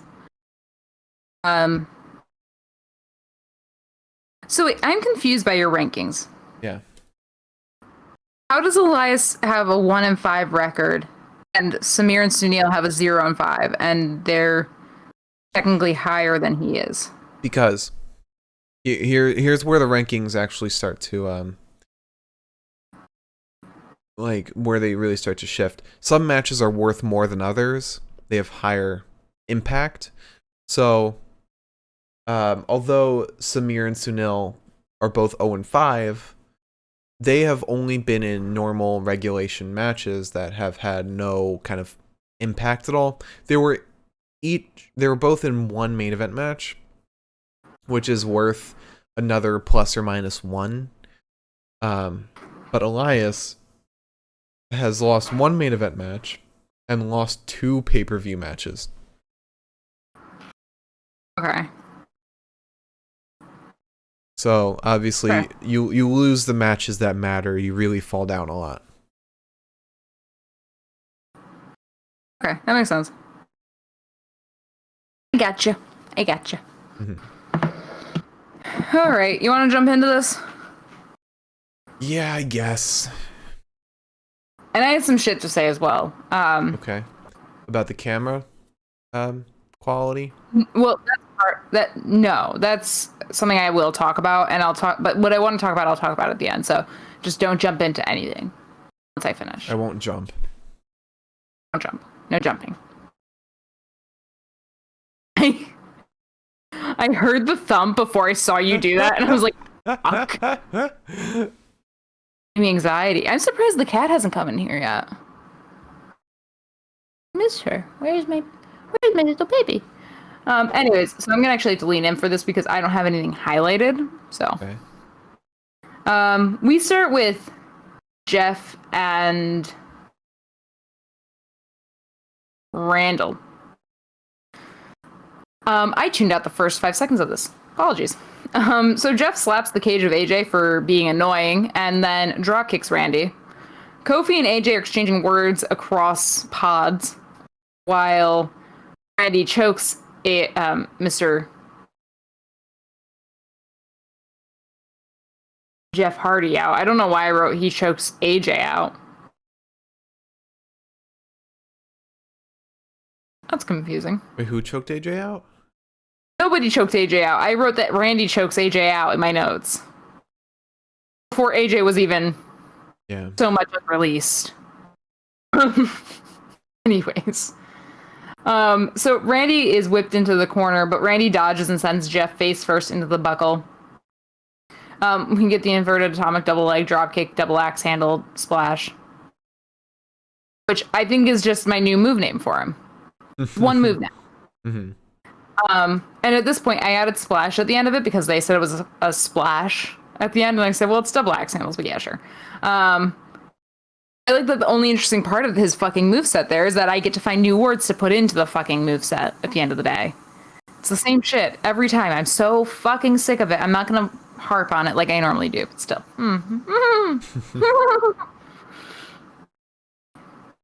Like a lot to drink so far, so sorry. I really haven't, but I feel like a little like heat in. Anywho. So Jeff is whipped into the corner. He kicks Randall in the face, and then splashes down onto Randy. Drew gets in. He's the third man in. Randy immediately attacks Drew. Drew doesn't really seem to care. There's a toss suplex to Jeff, I think twice. He ducks Randy and then RKO's Randy and then kips up, and I said, oh, very hot, very attractive. Drew then sends Randy into the chamber walls and tries to press Randy's face into the chain link, which I thought was a lot cooler than Corbin trying to shove Daniel Bryan's face through the holes, because that stressed me out. That made me uncomfortable. When Drew was pressing him into like the cross of like the chain, I was like, see, that's fun because it looks like it hurts and I don't get scared. So Drew tells the cameraman to move. Okay, so this is the part where I'm going to complain. I like that I only know that I'm about to complain because I have to read like the first 10 words of my notes. So Drew has Jeff Hardy. Drew is gonna throw him into the pod, and there's a camera there. Now, I think, personally, in the heat of the moment, on a pay-per-view event, it's probably easier for a cameraman to say, fuck, I'll get out of the way. The TD will know to change cameras if I don't have a good positioning. Or whoever the fuck is in charge. Mark, you would probably know that better than I would. But Drew very specifically says very loudly, loud enough for us to hear it, tells the cameraman to get the fuck out of the way. Now, the camera guy does not get the fuck out of the way. At all.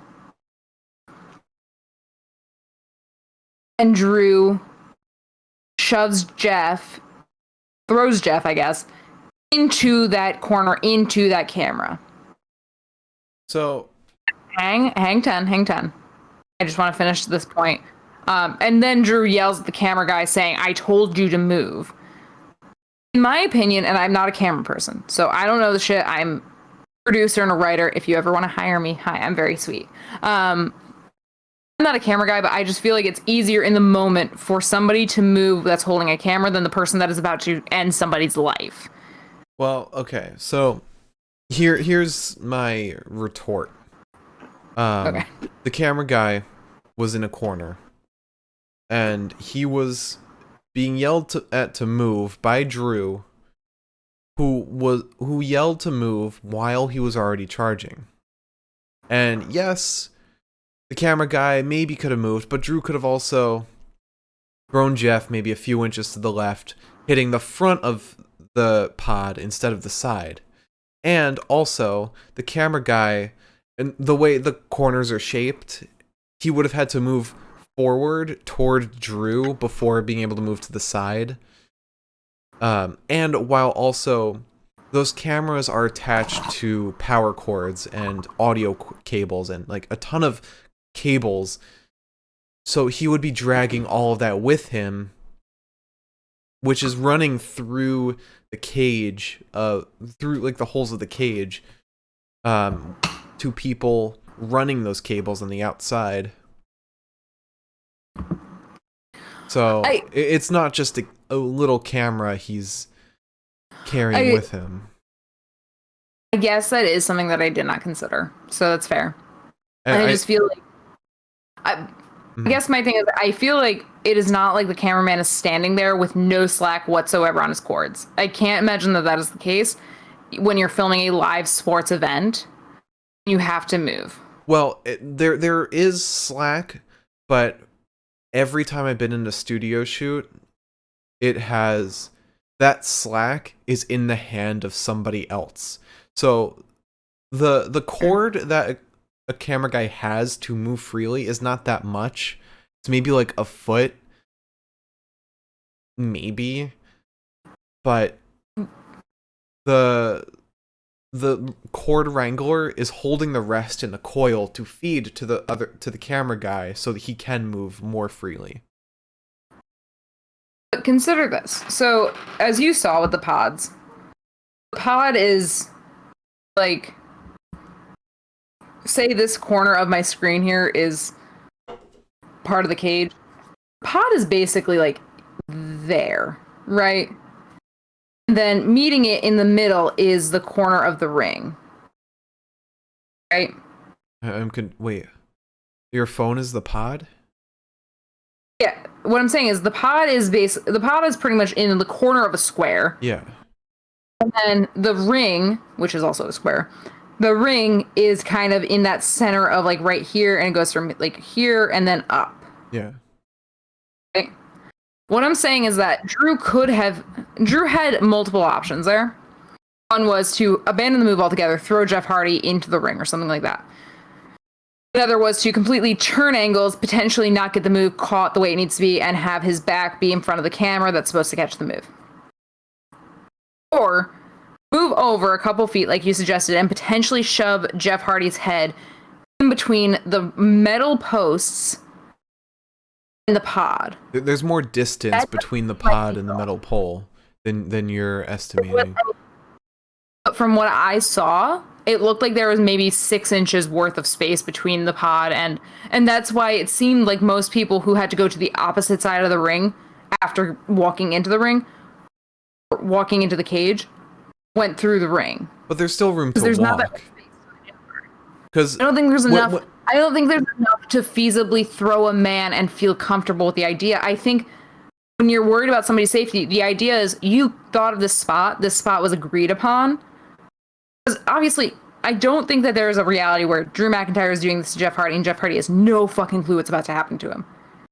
So my thought process is this is a spot that was agreed upon. Obviously, they are not orchestrating this and like rehearsing and shit like that.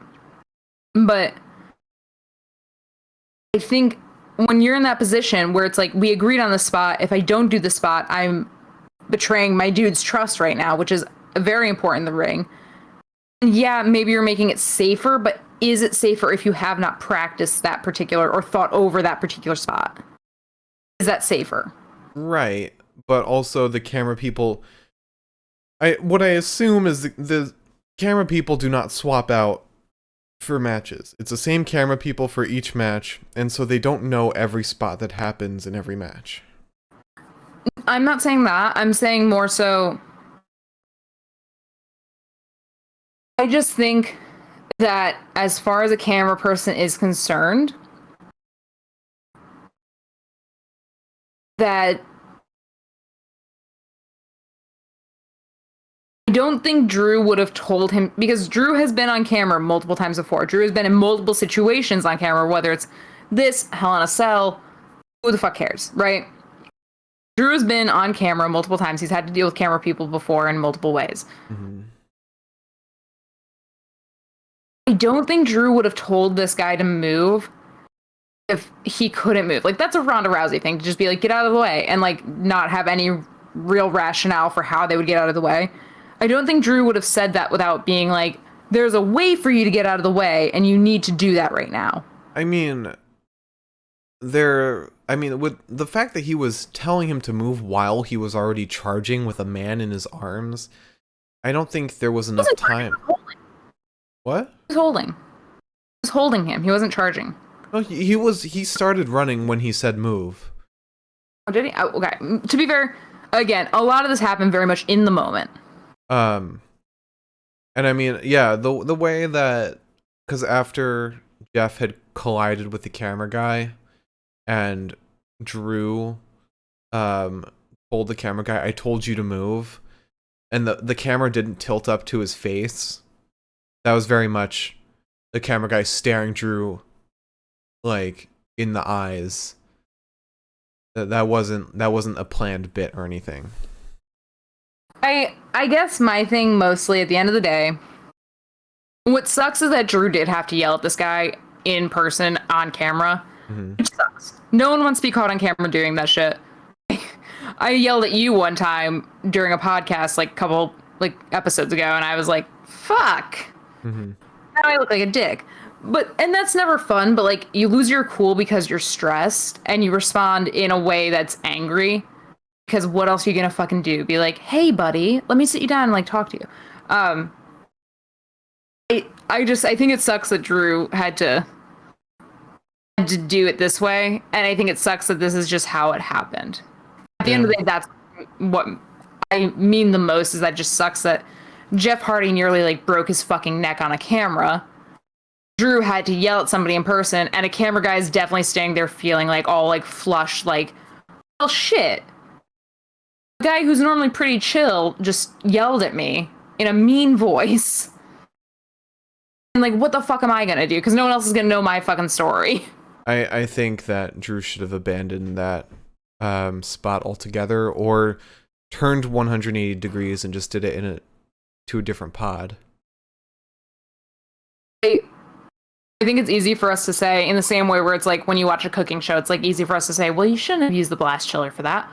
I think it's easy for us to say, like, I don't think he should have done that, but I also feel like that's got to be a really stressful situation in and of itself, because at the end of the day, wrestling is very much taking somebody's life into your hands. Mm-hmm.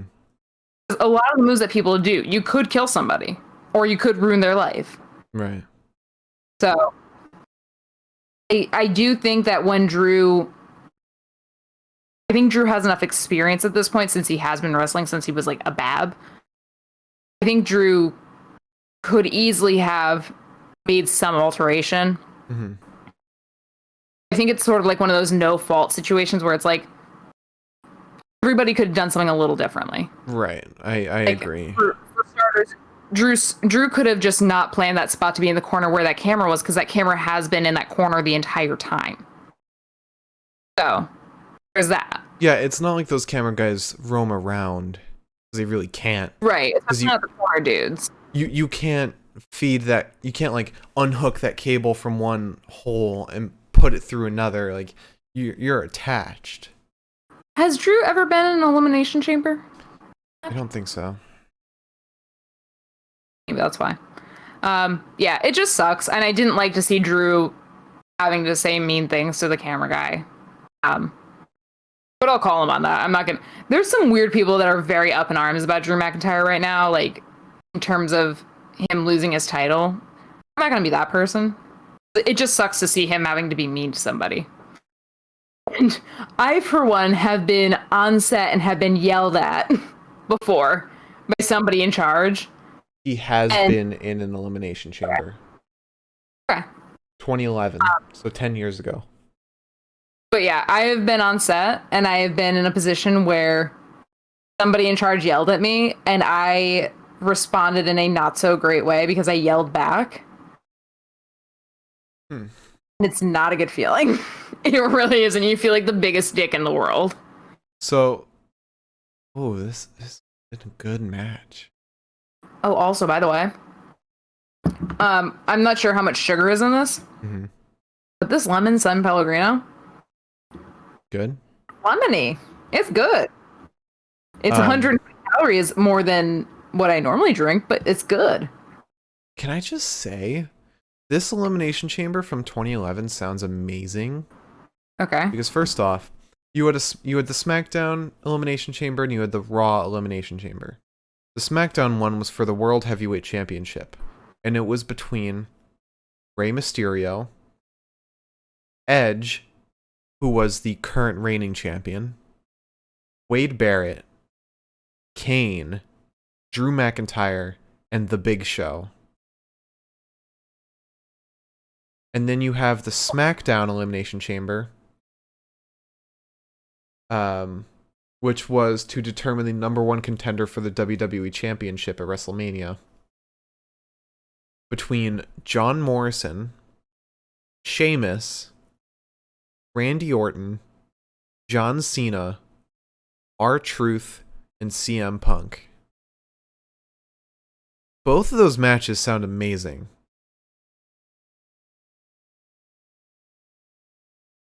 Liz? That's a pretty intense matchup. Mm-hmm. That's like the antithesis to what we just fucking experienced. Oh, and funny enough, at this point, like at this Elimination Chamber, The Miz was the WWE champion. And he had a match that night against Jerry Lawler. When did he get the championship, though? Oh, okay. Let's see. I think that's when he won it off of Randy using the Money in the Bank briefcase. Money in the Bank briefcase. Briefcase? Briefcase. Let's see. The Miz. Professional wrestling career. WWE champion. On July 18th at the Money in the Bank pay-per-view, The Miz won a Money in the Bank ladder match contract.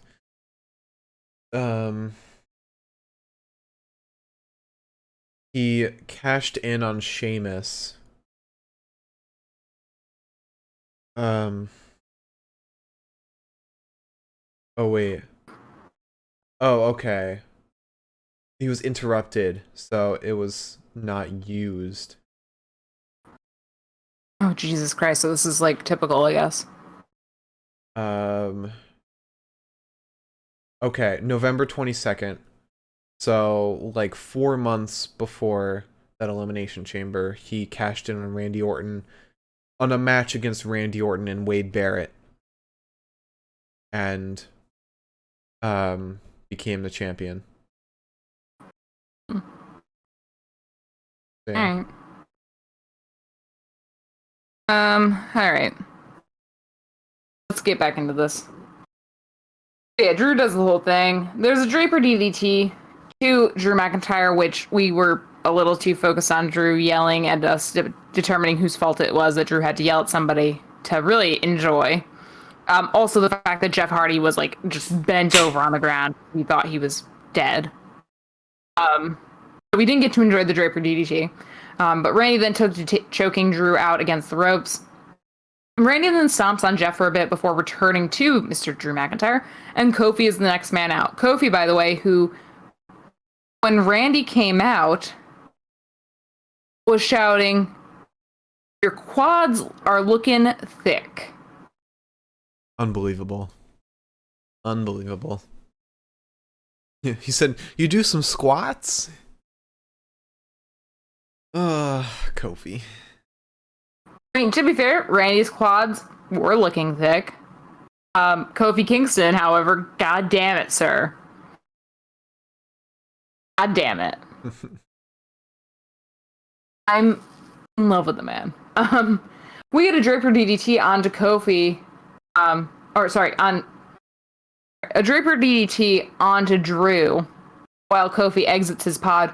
Again, because it was Kofi's exiting shot. It was overhead.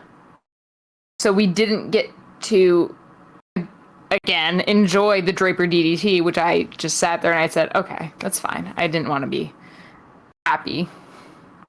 Okay. Randy takes a chop in Kofi's neck. Kofi rolls Randy up and eliminates him. Yeah, just as quickly as that fucking happened, because that's exactly how I experienced the moment too. Did you say Randy rolls Kofi up? No, Kofi rolls Randy up and eliminates him. Okay. For some reason, I thought you said Randy rolls Kofi up. I'm gonna pretend like I definitely said it right the first time because I'm not sure, but neither of us know now.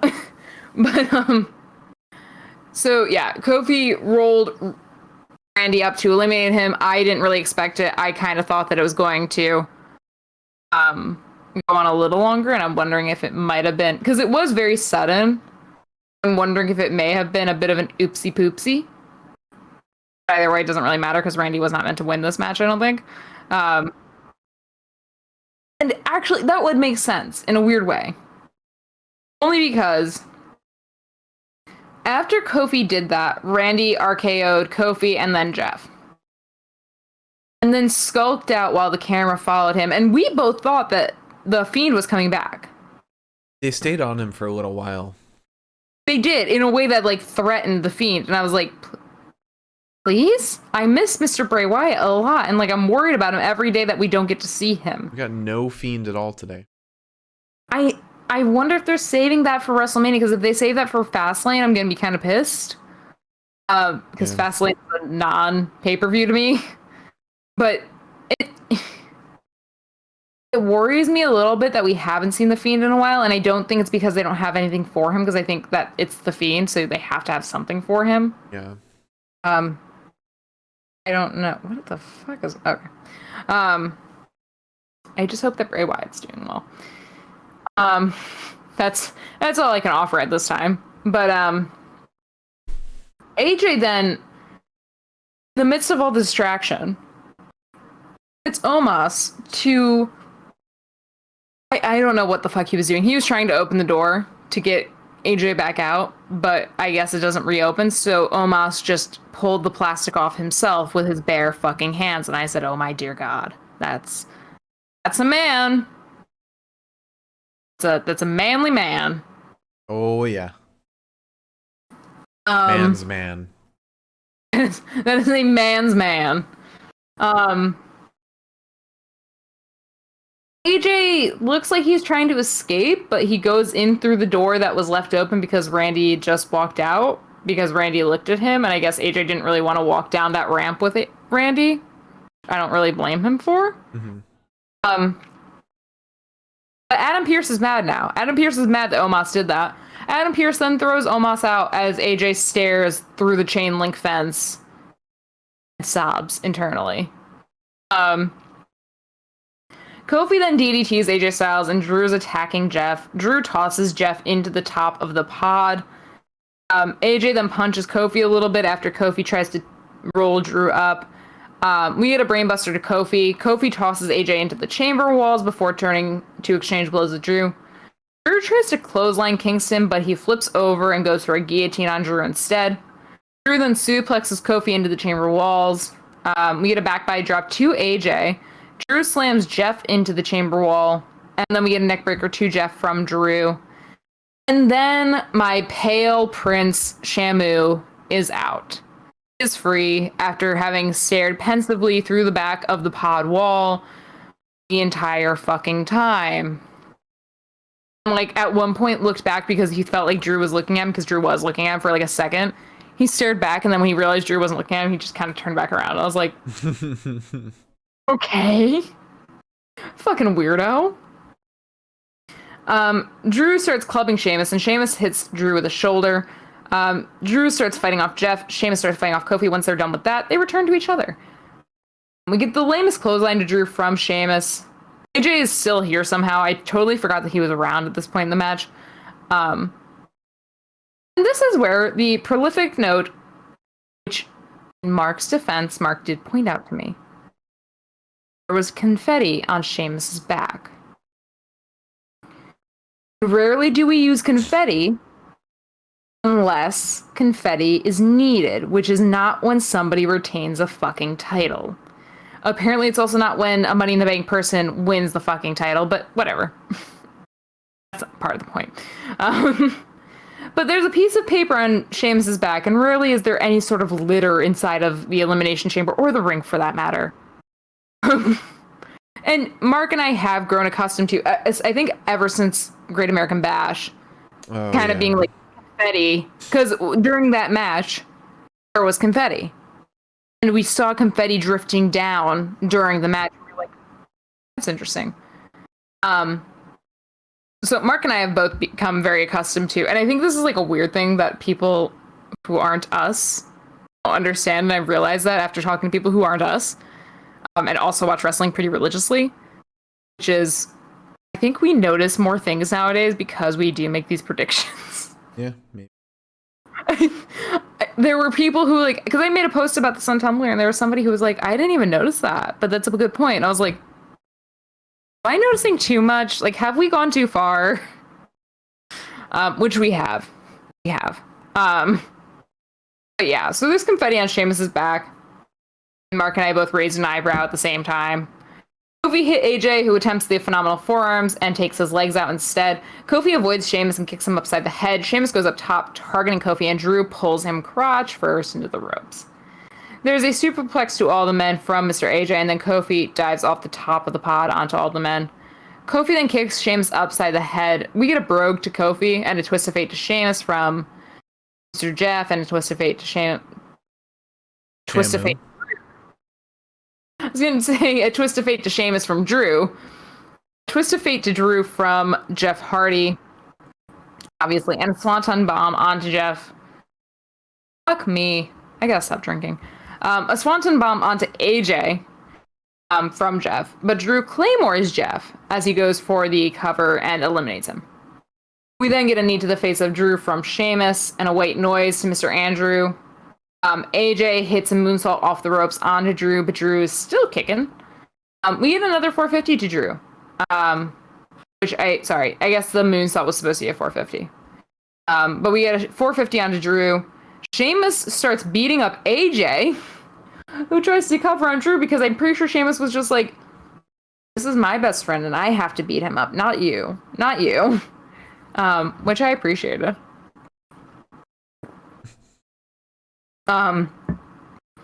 We get 6 beats to the bottom. Sheamus goes off the top ropes, flattening Styles with a clothesline. We get a brogue attempt that's met with a future shock DDT from Drew. Drew goes to claymore Sheamus, but Sheamus hits him with the brogue instead. And then we get phenomenal forearms to Drew. AJ goes back to like pumping up his arms like he's about to go for it again, but he is met with a claymore the second time around. I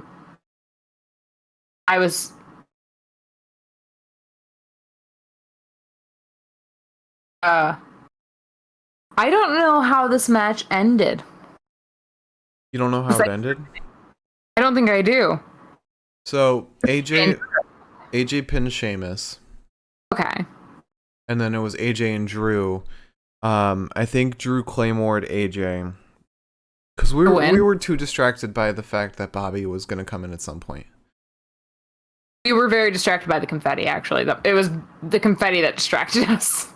But yeah, Drew, I think Claymore kicked AJ right after he pinned Sheamus. And then that ended the match. Okay. So the match ends with the Claymore. That makes sense. Sorry, folks. But then Drew's celebrating. The cage comes up and everything's all good, but the watermark hasn't fucking appeared yet while Drew stands in the middle of the ring and celebrates. And I said, that's curious. And then Bobby Lashley appears and spears him, and we get a hurt lock on Drew, which it doesn't matter because now it's just a man beating up a man. It's not, there's no refs to say, hey, he tapped. He then spikes Mr. Drew McIntyre into the mat, and Drew McIntyre is looking weak as shit. And then The Miz cashes in the Money in the Bank briefcase. Cheers, brother. There's a DDT to McIntyre and a skull-crushing finale, and Mr. Mike Mizanin is our new WWE champion. Oh, you know what? God, that doesn't ever feel right to say. You know what? I told you not to jump in, Marcus. Sorry. Go ahead. I was just gonna say that there's, again, now that I've gotten back onto Tumblr, I've met people who are normal, which is lovely. Made some great friends. It's great. there are some people on there that are crazy. Like, crazy bones. And in a way that, like, maybe it's just because, like, there are people on there that are the same age I was when I first got on there and are a little more, like, maybe Mr. McIntyre will notice me because I'm just this fucking insane. Which, to be fair, been there, done that. There are people who are, like, pissed that Drew lost. And if I'm being really honest with you, if anybody who has watched this podcast knows, my ass would lay the fuck down for McIntyre any day of the fucking week, any circumstance, no worries. I have been on him since we started watching again. To the point where I almost cried during a podcast because I was so happy he got his fucking title back. I was also probably PMSing, though, because we do this. The pay-per-views coincide with my cycles. But anyways. Which one was that? Was that Payback? With the ambulance match? Maybe. I don't remember which one it was, but it was. I've always loved him because when we watched him, he was a comfort for me during the pandemic, especially in the early months. And he was somebody that I got to enjoy when my life felt like it was falling apart, and I enjoyed his story, and it felt nice to listen to. Mm-hmm. Also, I would bone him. Take all the emotional shit out of the way. He's hot as shit. Not gonna lie on that end. Anywho, even I can admit that he was a boring fucking champion after a certain point, dude. Like, it was good for a while, but, like, oh boy, I'm fucking tired. And there are people online that are, like, just insanely pissed about this. I'm like, I'm gonna be honest with you, if I had to deal with another Drew McIntyre championship run for however long, I would have clawed my own brains out. Here, I'm gonna tell you exactly why The Miz getting the championship is a great thing. You ready? First off, it makes Drew and Sheamus's feud more emotional, more personal, more painful. That's exactly what I was going to say before jumping into this, because when we were talking about it, now that it's not for a title, that means it's just about breaking up a fucking friendship. And if we have learned anything from me and Adam and Kyle in NXT, a broken up friendship hits me right in the soft spot, baby. Yeah. That's my Achilles heel. Now, also, it stops Drew from just having 15 repeat Randy Orton matches over and over and over again. Also, it catapults Bobby Lashley into the main event scene. He is no longer a mid-card wrestler, he is now a main card. And he will most likely be the next WWE champion. What I assume will happen, what I saw online people saying, is there will be a title match between Bobby and The Miz, because obviously MVP wanted The Miz to be the champion because he's an easier champion to get the title off of than Drew. Bobby will get the championship because of assistance from Bad Bunny at WrestleMania. All right. You took it a step farther than I thought we would. Well, maybe Fastlane. Or Damian. If they still want to do that, Miz and John Morrison versus Bad Bunny and Damian at WrestleMania, they might do that at Fastlane. They might do like the Bobby Lashley Miz at Fastlane, so that they can do Bobby Lashley versus Brock Lesnar at WrestleMania. Shut the fuck up. You sit down. Bobby Lashley has been calling out Brock Lesnar so much, even on the bump. Something that's, I think, considered kayfabe for a lot of wrestlers. Dude, Bobby Lashley versus Brock would be scary. It would. Brock cannot F5 Mr. Lashley. You remember Bobby God. Versus Braun? That amazing Falls Count Anywhere? There was a couple moments where I was like, I know that I've seen them both recently. However, neither of them can survive this, right? Oh my god, stop. That would be fucking insane. I do worry about Brock coming back without Paul. That does make me a little like, ugh. I mean, he would just be another Ronda Rousey, honestly. Right, which I hate Ronda Rousey, so that's why I'm concerned. But that aside, go back to the original point. It's like, again, not the original point, but my personal original point was just, again, I have been so hard about, I need Drew to have this title. I want Drew to have this title. He needs to have it. No ifs, ands, or buts. But I feel free. Like, I feel like I've broken up with, like, a boyfriend that, like, I just cannot get off my back. Yeah. Because, like, as we all know, championship runs are the most boring things that can possibly happen to a person. I think The Miz is the most boring wrestler I've ever fucking watched. So that already, just hang on. Maybe not for some people. Some people can do it right. But I think also because Drew's had it for almost a year now, it gets boring. Drew had his fantastic moments. No, I'm not saying that it's been boring from the start by any means. I think that the Seth feud was good. I think that the Dolph feud was good. I even think that the Bobby feud was good. I think it needed to stop at the first Randy feud. It needed to stop at the second Randy feud before the second one. Well, that's what I'm saying is, like, after the first one started, yeah, that pay-per-view should have been the end of it. It should have ended before Hell in a Cell. Way before. Oh my god, you think so? way before. Yeah. SummerSlam. Well, that was their first match, SummerSlam. Payback. Okay, yeah, Payback. Payback would make more sense. Fine. A week later. But I just think that, like, after a while, it gets boring. Because what else are you going to fucking do? If you're a face, you're a face. If you're a heel, it's more interesting, but still. I cannot imagine. One, it's not like Drew just lost his fucking job, so I don't pissed out. Sorry, I was gonna say bent out of shape and then pissed off, but one or the other. I can't understand people getting that upset about it.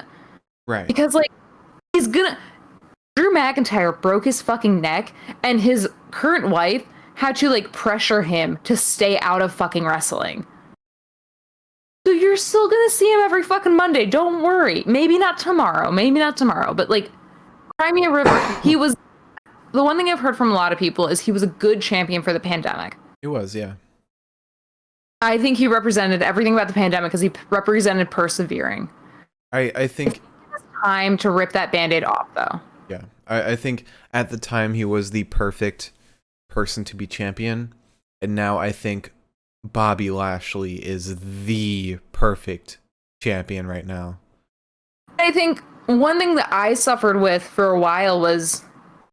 I mean, what? When I was younger, I don't even remember who the fuck was champion because that does not count anymore. But when I was watching in college... Would have been like AJ Styles or Kofi or something. 2016. It may have been John Cena. John Cena? Maybe. But anyways, it's like... Oh, no. No. Okay. Everything just reloaded on my laptop. My phone even turned on. Oh, that's weird. Cool. So the cat won't come in here just like right now because there's fucking ghosts in here apparently. Anyways, I'm sorry, John Cena. I didn't mean to utter your fucking name. But I just think that you get comfortable with the champion. And if you like the champion, you get comfortable with them and you don't want them to go. But I think I had that problem where I was comfortable with him for so long that, like, losing him felt like, well, I'm not gonna like anybody else. I'm excited for the new chapter of who the fuck is gonna be the WWE champion, and I'm hoping that maybe the reigns are shorter. Yeah. Not that much shorter, but I'm just saying not a year long. And I'm glad that we waited so long for the Miz to cash in because I think this was kind of like the perfect time. Maybe a little earlier, but I think this was like the perfect time. And now we get a little shakeup with the Miz and John Morrison's gimmick, and Bobby eventually coming in and taking the reins. I'm really excited. I'm really excited for Bobby to be champion because I can guarantee that's going to be where we go next. Because I think we're overdue for a heel WWE champion. I think you're right. I just don't like The Miz as the champion. I want it to be somebody else, like, fast. Right. I think The Miz will be kind of like a transitional champion. So it's, what is it? It's February 22nd. So it was about, Drew's reign was about 11 years long, not including like the week-long span of time where he didn't have the title. 11 years? That's a long ass time. That's a record. I'm just like the tiniest bit drunk, guys. 3,300 days. Wow. Yeah. He's incredible. No wonder we all got so comfortable with him being champion. Wow, those Randy Orton feuds really went on forever. Mark, did you realize that we're like 35 years old now? Oh no. Oh god. 5 years from 40, baby. This pandemic's lasted forever. Oh wait, I wanted to tell everybody. We've got exciting news. Is it about the pill? Oh. Oh, okay. Oh. I'm excited. I'm excited because I finally got my pandemic vaccination shots. No, you didn't get the shots yet. You got the appointment. No, yeah, right. I've got my appointments. I mean, by WrestleMania, I'm going to be vaccinated against the pandemic. Woo! Woo! Woo! Well, before Fastlane, you'll have the first one, and after Fastlane, you'll have the second one. It's funny because I'm terrified of needles, but I've never been more excited about this in my entire life. Will I be taking a shot before going in, like, of liquor? Probably. Getting your COVID vaccine is like getting your driver's license. It really is. For those who don't know, I'm asthmatic. So I got a letter from my doctor because I had an appointment with her. And I was like, we're just talking about my prescriptions. And she's like, oh, I can write you a letter, by the way. And I was like, oh my God, please. But yeah, no offense, Mark. I probably will need to like drink something before going in because I am terrified of vaccines and you'll have to stop me from running out. I feel like you're not supposed to take alcohol with it. Once like we get there, you're probably going to have to like shuffle my body in and I'm just gonna be like, you want me to just put you in a straitjacket? Swearing. As long as the nurse is cool with me swearing like a sailor, yeah, we're good. Yeah, I'm sure they're fine with that. I'm just so excited. By WrestleMania, I'm going to be the most vaccinated little bitch in the world. I got my flu shot this year, so... Mike actually has already had his vaccination. Oh, because he's a teacher, right? Yeah. Nice. Good job, Mike. If you watch this, I hope you're having a fun time being vaccinated. He popped in my... I think he popped in my stream last week and said that he had his first vaccine. It's so funny because, like, again, I am the person who I hyperventilated after a flu shot once, and the nurse, like, I was a child, but the nurse thought I was, like, gonna puke. And so she had me, like, lay down. She gave me some apple juice. But that's who I was, and now it's like, I'm, like, counting the days down on the fucking calendar. Because I'm so excited. Mark, thank God for Mark, because Mark helped me find the vaccine, or, like, find a place to get vaccinated. We do have to make a 12-hour round trip, but it will be on a Thursday, so... We're going to keep looking for closer places, though. Ideally, on the days, because I don't want to have to... It's very difficult, because if you do it through the New York State website, you have to schedule them separately. You can't, like, do it through, like, how Walgreens has it, where you can schedule your first and second dose. Mm-hmm. We had to schedule them separately, so you really have to, like, play hit or miss, like, finding places. Maybe, like, we'll have a fun road trip. But before we get to that, we have to talk about our bests of the night. Yes.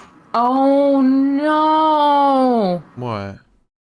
Oh, you're slacking. You've been slacking a lot with this sign. What's going on? Going through a lot, man. Alright, so before we get into the best of the night, actually, I need to take a little bathroom break. So if you wouldn't mind just riffing for a tiny little bit, that would be fantastic. Alright.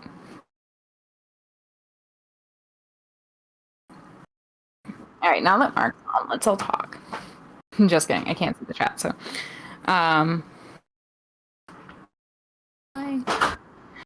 Yeah, everything in our area, because we live in the city, is pretty much packed. We can't get appointments anywhere. We're gonna keep trying for appointments, but I kind of think like it'll be fun because like at the end of the day,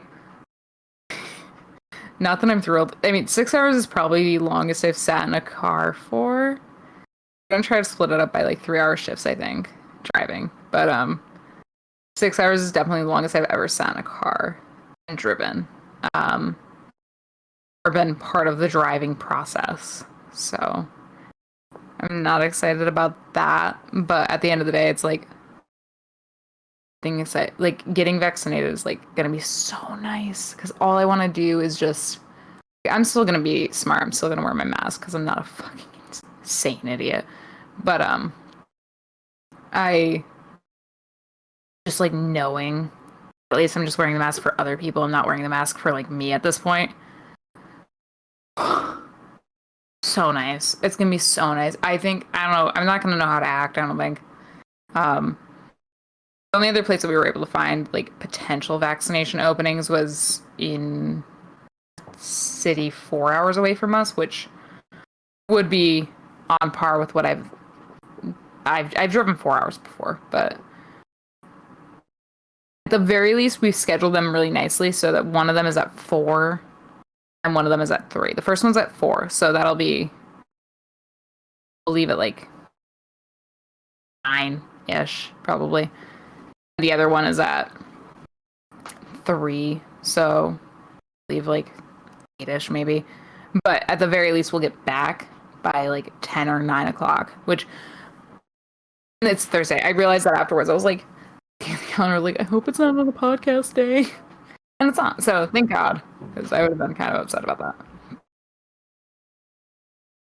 We're going to order snacks and everything, so that way we have stuff for the car ride and we don't have to stop. Hi. All right. Best of the night, shall we? Do you like what I've done with the sign? Love it. Love it. All right. So we have promo of the night. Even though there's not really many promos that happened, so I guess I'm not even going to go over them. The promo of the night is Bad Bunny and Sonya. Do you agree, Liz? Yeah, no. The way that Bad Bunny slapped the shit out of The Miz and then Damian Priest was there, I was like, bring me to WrestleMania and give me Damian Priest as the champion. Thank you. All right, now, Wrestler of the Night. This is going to be... Actually, this isn't going to be a tough one. I know exactly who I'm going to pick. So we started with Mustafa Ali versus Ricochet versus Elias versus John Morrison. And I picked Ricochet because he looked the best in the match. I had zero interest in this match at all, so I honestly did not pay attention that much. I was too busy eating sushi. So, after that, we had the Smackdown Elimination Chamber match between Daniel Bryan, Cesaro, Kevin Owens, Sami Zayn, Jey Uso, and King Corbin. Absolutely, 100% my pick is Daniel Bryan for this match. He was insane. He gave us incredible counters that I hope we see in a regular episode one day. Like that counter he did to Cesaro when Cesaro had him on his shoulders in a torture rack. Daniel Bryan was just he gave us every reason why he should have won that match. And then we have Roman Reigns versus Daniel Bryan for the Universal Championship. And my pick for that match is, again, Daniel Bryan, because even though he was, like, practically dead, he still gave us an armbar, or a yes lock, that actually really had me convinced for a second that he would win the Universal Championship from Roman. Oh my god. Then we had Riddle versus John Morrison versus Bobby Lashley. I picked Bobby for this. I don't know, I was kind of torn between Riddle and Bobby. Bobby didn't look as hot as he normally does, but taking a crutch to the back is actually really impressive. Plus, I don't think we talked about this when we were talking about the match, but when MVP says to, I think, the commentator or the camera He says to the camera, "The Hurt Business," and holds up his necklace, and you just hear Bobby go, "Ah!" You're up. It was so funny. It was so good. Like, he wasn't even fighting anyone. He was just going, "Ah!" So yeah, if we're talking pure wrestling, I think Riddle just wins by a hair, but Bobby really showed his character in that match just a little bit more than Riddle did, and that in my opinion is more important than like really good wrestling. And that's one reason why I like Seth a lot more than other wrestlers. His wrestling might not be like perfect or super impressive, but he really comes across with his character and really shines personality wise. Same with Finn most of the time. So after that we have Shayna Baszler versus Nia Jax versus, or Shayna Bax.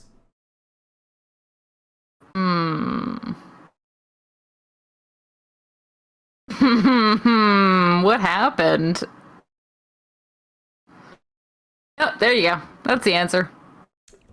Shayna Baszler and Nia Jax versus Sasha Banks and Bianca Belair for the WWE Women's Tag Team Championship.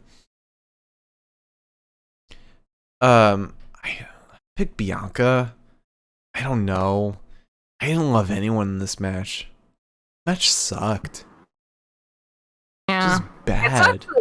It sucks that it sucked because we got one women's match tonight, and it was, you know, I guess like we asked for as much, so thanks, but like also like, I mean, I think the thing is that we know that Shayna and I are capable of more. Sasha and Bianca are capable of more, and we didn't get that. like, why put in Sasha and Bianca? Just put in fucking Lana and Naomi. Just put them in this match. Not even that. But in the people that were supposed to get the fucking title, so at least we can get that story progression, because we know what's supposed to happen with the fucking Riot Squad. We know they were supposed to drop the titles to them, so why not just drop the fucking titles? Drop the fucking... Yeah, do that, but also Lana and Naomi, they're supposed to have #1 contention right now. They're supposed to. Let's get it over with. We know they're gonna lose. Anyway, although how great would it be if Raquel and Dakota won the tag team title? How great would that be? Are you okay? No, I made a face and I twisted my neck up. Ooh. I'm just so expressive. All right, Randy. My god. The tragic comedy. Oh.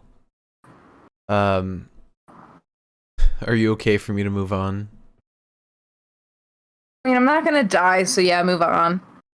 Alright, so up next we have Drew McIntyre versus Sheamus versus Jeff Hardy versus Randy Orton versus Kofi Kingston versus AJ Styles in an Elimination Chamber match for the WWE Championship. I picked Drew McIntyre. He did the most in this match. He looked great. He looked like any champion should.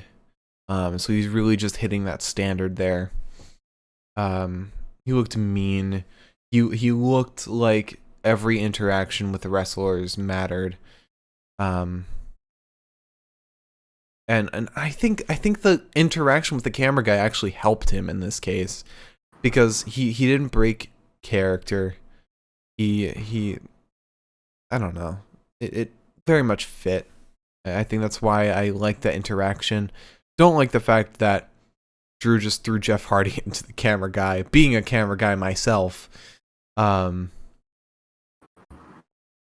have liked having a Jeff Hardy thrown into me. But yeah, I think Drew looked the most ferocious in this whole match.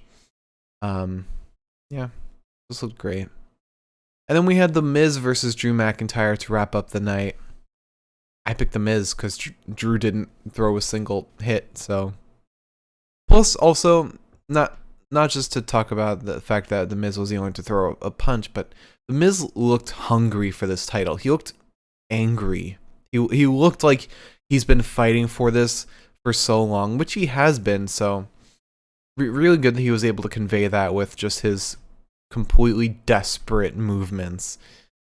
I really liked how he looked during this like 5-second moment where he was taking the title. Really great stuff. Really, he and Bobby both made a really great ending for this show. But if I were to pick one person for this whole pay-per-view to be the wrestler of the night of Elimination Chamber 2021, it would be. Yeah, I know I had to throw in one at the last second. It would be Daniel Bryan. I'm not going to disagree with you. I think Cesaro is a close second for sure. But I think this is Daniel's last hurrah. You think so? Really. Which I don't like to say necessarily, but I think that, pardon me while I open this kind of actual seltzer, real people seltzer, to pour into a real people cocktail. I think that this is because Daniel said that he wants to have one last good run before calling it quits. And I think that this is it. And it sucks a little bit in that sense, but I'm... You know, it'd be interesting. Yeah. I just thought of this scenario in my head. So, Fastlane, Daniel Bryan and Roman Reigns for the title. Daniel Bryan gets really close to beating Roman. Like, really close. Like, super closer than Kevin Owens has gotten. Edge spears Daniel Bryan to cause a DQ, have Roman keep the title, because Edge only wants to fight Roman. WrestleMania happens. Edge beats Roman Reigns for the title, becoming the Universal Champion, being the only person who could take Roman Reigns for the title. And then Daniel Bryan challenges Edge for the title because Edge stopped Daniel Bryan from winning the title off of Roman. And takes it off of Edge, or has like a few months feud with Edge. Takes it off of him. And then has that last hurrah as Universal Champion. I'm down with it. I'm down with that. For sure. I think that'd be pretty cool. Yeah. Will the WWE go with it? I don't know about that. Probably not. Fun. Because it would be fun, I assume that they won't. WWE can't even go with their own plans at this point. I mean, we were supposed to have Roman Reigns versus The Rock at WrestleMania. And see, look how that turned out.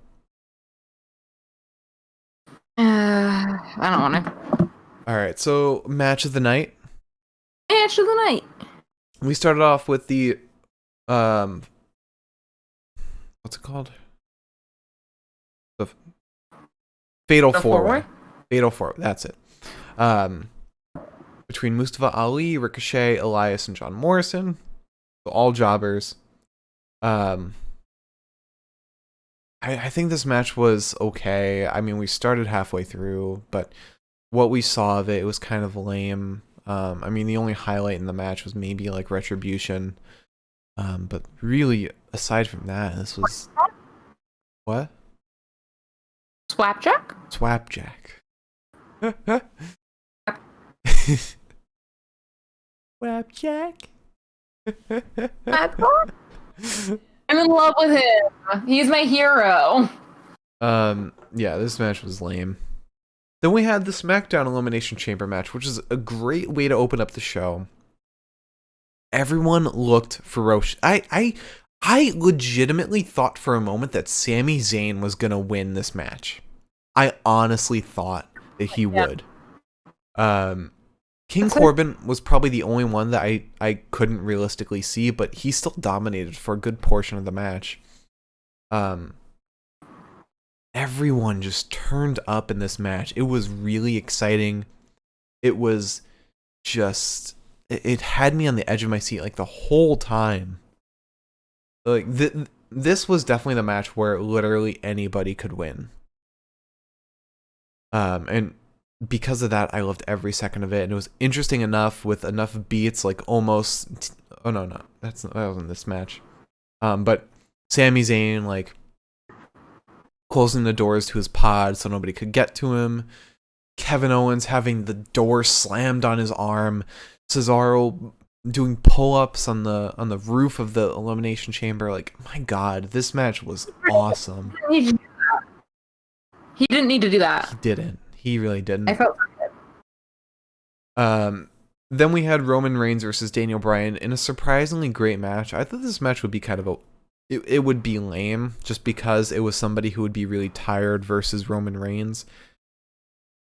But Daniel really had me thinking. He really, really had me thinking that he was going to win. For a second, I thought we were going to get a repeat of Survivor Series 2018. I mean, we did, but oh my God. Then we had Riddle versus John Morrison versus Bobby Lashley. Really wish Keith Lee was still in this. I really wish. Because that would have been an amazing match. You and I were both really looking forward to this match. But then they decided Vince hates Keith, so pulls him out. Say it. Say what you want to say.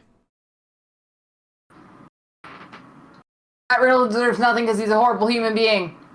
I think Keith Lee should have gotten the title. Oh, also, Vince is a racist, but that's besides the point. I mean, it's not really, is it? Honestly, I think out of that trio, if we're throwing Keith Lee in the mix instead of John Morrison, I think out of everyone, Riddle deserves the title the most. Because no, hear me out. Bobby deserves to not have a mid-card title and be in the main card scene. And Keith Lee was also in the main card scene when he joined, so he should be in the main card with Drew McIntyre. So Riddle deserves to stay in the mid card while the other two are propelled to the main card. The way you say that, yeah, like Riddle does deserve to be held back in a sense. But also, Riddle having any sort of title makes me feel like he deserves some credibility, and I don't think he does. I think he's a horrible human. He should be burnt at the stake. He's already had a title in NXT, so deserves to be burnt at the stake. Okay. Break his legs, somebody. But if we're talking about the match itself, it was okay. I really wish I could just see what that match would be like with Keith Lee. I wish I could see it. Because at that point, because Riddle and Morrison are kind of in the same weight class. Mm-hmm. But Keith, he and Bobby would have been in the same weight class. Yeah. And that would have been sick as fuck because you would have seen Bobby try to fucking... We've seen this before. Bobby trying to fucking like do a vertical suplex on Lee. Like shit like that we would have seen and we would have been like, holy fuck. Like that would have been a ring-breaking type of event. And we didn't get that. Like, I wonder if Vince was too scared of having the two of them in the match together because it would have been too good. Would Riddle have pinned Keith if Keith was there? Riddle would not have pinned anybody. Like, well, I'm just saying if we replace... He wouldn't have sided with Riddle either. I'm just saying if we replace John Morrison with Keith... That's what I'm saying. Riddle wouldn't have pinned Keith. Keith wouldn't have even gone with Riddle to like match up with him like Morrison did. Keith would have destroyed Riddle and we would have had 3 actual opponents. I mean, what might have happened is somebody pitched the storyline to Vince like last second and he was like, okay, I don't want Keith to take the pin, so let's pull him out. Judging by the article that we just read on Friday, I don't think so. I don't think that was the case. Well, okay. There have been a lot of stories that have happened in the past where it's like Vince hates so-and-so, and then like a few weeks later they get like a huge title push. Like I think that same thing happened with AJ Styles or Kofi Kingston right before they got their WWE Championship. I really have to pee. All right, we're almost done. I'm trying not to drag this on too long, but I'm just saying that I think I don't think that Vince McMahon pulled Keith Lee out because he was like, no, I don't want him to look bad or anything like that. I don't think that was the case. I think it was very much Vince was like, okay,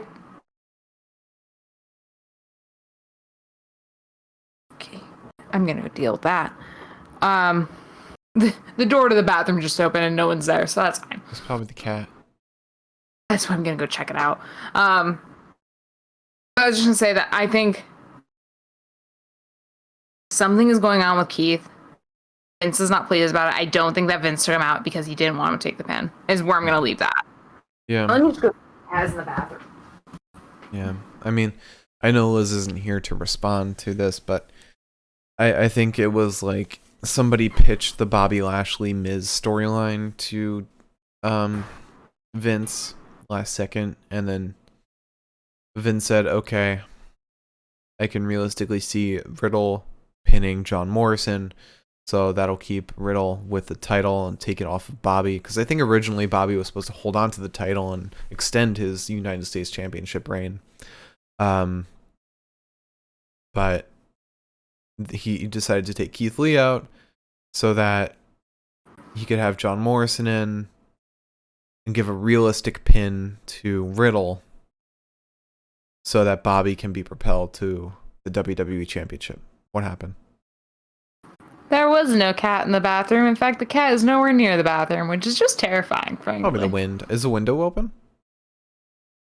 I don't know. There's ghosts. Probably the wind. I think I left the window open. Ghosts. Okay. But up next we have Shayna Baszler and Nia Jax versus Sasha Banks and Bianca Belair. This match sucked. Should have put Naomi and Lana in there.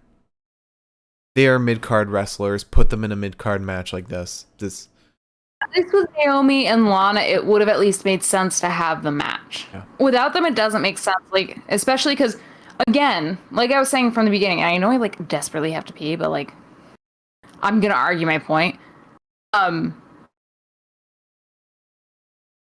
Sasha and Bianca are I know for a fact they're supposed to fight at WrestleMania. How are you putting them on a tag team? Like, when there's a tag team that you have already put out in front as, like, the next people to contend. Yeah.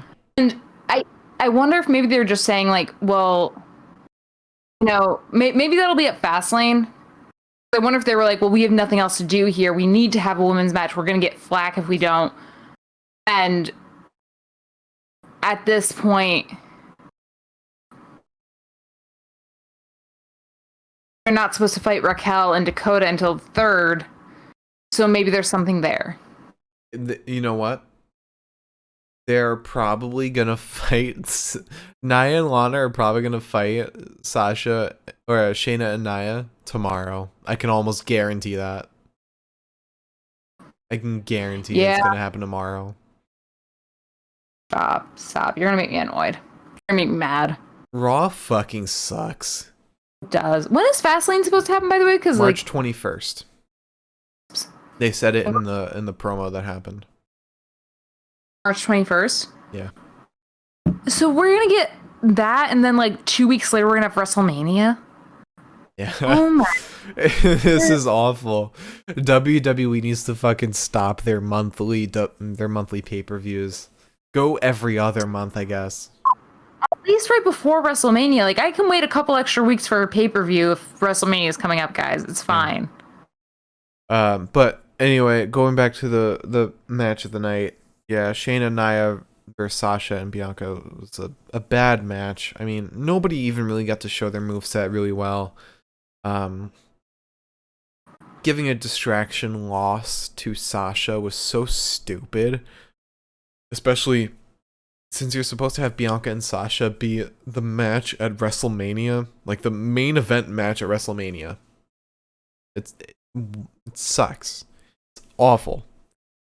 But moving on from that, we have the Raw Elimination Chamber match between Drew McIntyre, Sheamus, Jeff Hardy, Randy Orton, Kofi Kingston, AJ Styles for the WWE Championship. This match was decent. I mean, it started off really good. It had its kinks, but I I don't know. The ending was just clunky. The ending was so clunky, so out of storyline. It felt like a Magnet ending where it was like supposed to be no matter who the fuck who it came down to, Drew was supposed to win. Right. No matter what. And the fewer people standing in the way, the quicker the win was. Which is annoying. Yeah. Especially because Drew was supposed to lose the title. Which I get it, like Drew was supposed to win because he has to lose the title, but like still it just like at least I would have felt better if it was Drew and Sheamus at the end just fighting to the death, and then Drew still loses the title at the end. I would have felt like, whoa, holy shit, I just saw like a cool match. Oh, holy shit, like all that like elation is gone. You know? Versus, oh, Drew suddenly just fucking won and now Drew's fucking losing. Oh, God. It felt like for this match, they threw out every storyline and just told them to go at it. Like, yeah, it just felt silly. You didn't really have any moments with Drew and Sheamus. You didn't have any moments with Drew and Randy. You didn't have any moments with AJ and Kofi. Or especially because it felt like we were supposed to get a Drew or a Randy and Fiend moment. Yeah. And we didn't. This match did not meet expectations at all. I mean, Kofi didn't have any moments with Mustafa prior to getting into the chamber.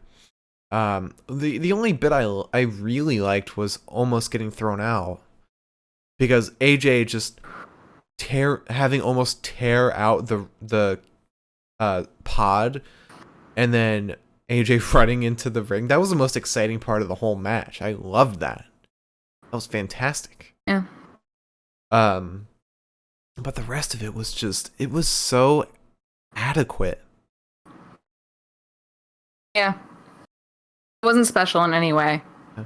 Especially not in the way a main event should be special. Yeah. A pay-per-view main. Like, if this was the main event of, like, a regular episode, fine. They could have even swapped this with the Smackdown Elimination Chamber match. Fine. Do that. Yeah.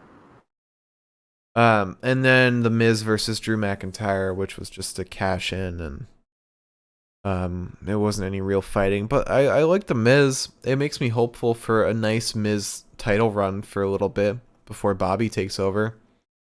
I'm also excited.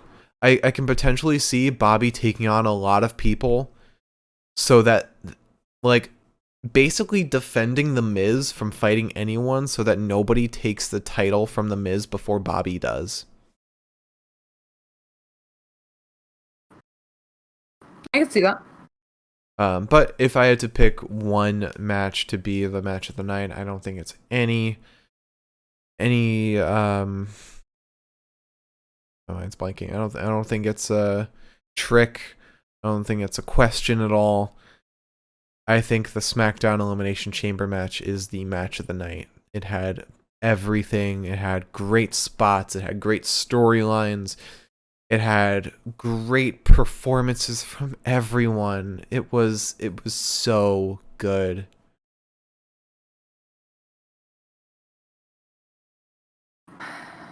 Yeah, I mean,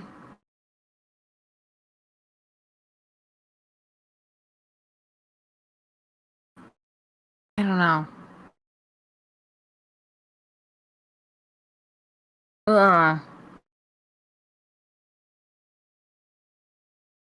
I think I agree with you. You think? What would you pick otherwise? Well, you tell me instead. What do you think was your favorite part of this? Of the SmackDown Chamber match? Yeah. I don't know. I liked every part equally. I just like the whole match in general. I mean, yeah.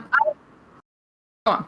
The ending was great. The start of it was great. Just having Cesaro and Daniel Bryan go at each other.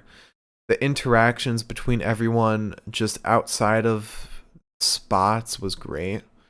I was just gonna say, I think so. The beginning of the Raw Elimination Chamber match was great. Everything else was shit. I have to agree with you on the SmackDown thing. I think it was exciting. I think there was a lot. That was the only match I really think tonight where we were both just sitting there like, ugh, you know. Yeah. I think the thing that really drew us into the Raw match was the confetti. I genuinely think that we would not have been interested if there was not confetti And stuck in Sheamus. Almost. Yeah, even that, the thrill wore off after Adam Pearce ejected him. No, because then AJ got in and like started like dominating for a little bit, and I was like, okay, this was worth it. That was when we realized we weren't getting any Fiend. Right. So I think that the only thing that really drew me into the Raw match was the confetti. Outside of that, I wouldn't have cared that much at all. You know what I think also ruined this match for us? We were too distracted by what could happen that we weren't really like. But you read a tweet to me after we saw the confetti that basically predicted 90% of what happened. Yeah. So it's like, if somebody can predict 90% of what happened 20 minutes before the match ends, it's not a good match. Mm-hmm. I hate to say it, but it's not. Yeah. I think the SmackDown match was so good. It was. There were so many moments where we were both, like, there wasn't a ton of botches. There weren't any botches, if I can remember. And it was just, no one really knew. Everyone looked like they were a contender up until they were not a contender. And that was what mattered the most, I think. Yeah, I think Randy being eliminated so early was really messed up. Kofi never really looked like a contender. Even when he eliminated Randy, he never looked like a contender. Same with Jeff. If you had not brought up Kofi right now, I would have forgotten that he was in it altogether. Yeah. And even when AJ eliminated Sheamus and it was just AJ and Drew, I just knew, okay, it was gonna be Drew. I didn't think AJ had any reason to win. I know. You're preaching to the choir here. We watched this together. I feel the same way. Alright, so to run it back, our promo of the night, Bad Bunny slaps The Miz. Wrestler of the night, Daniel Bryan. Match of the night, Smackdown Elimination Chamber match between Daniel Bryan, Cesaro, Kevin Owens, Sami Zayn, Jey Uso, and King Corbin. My God, am I glad Kevin Owens didn't win. Yeah, God. I need him to do something else. I missed the Kevin Owens show. Yeah. Bring Alistair back.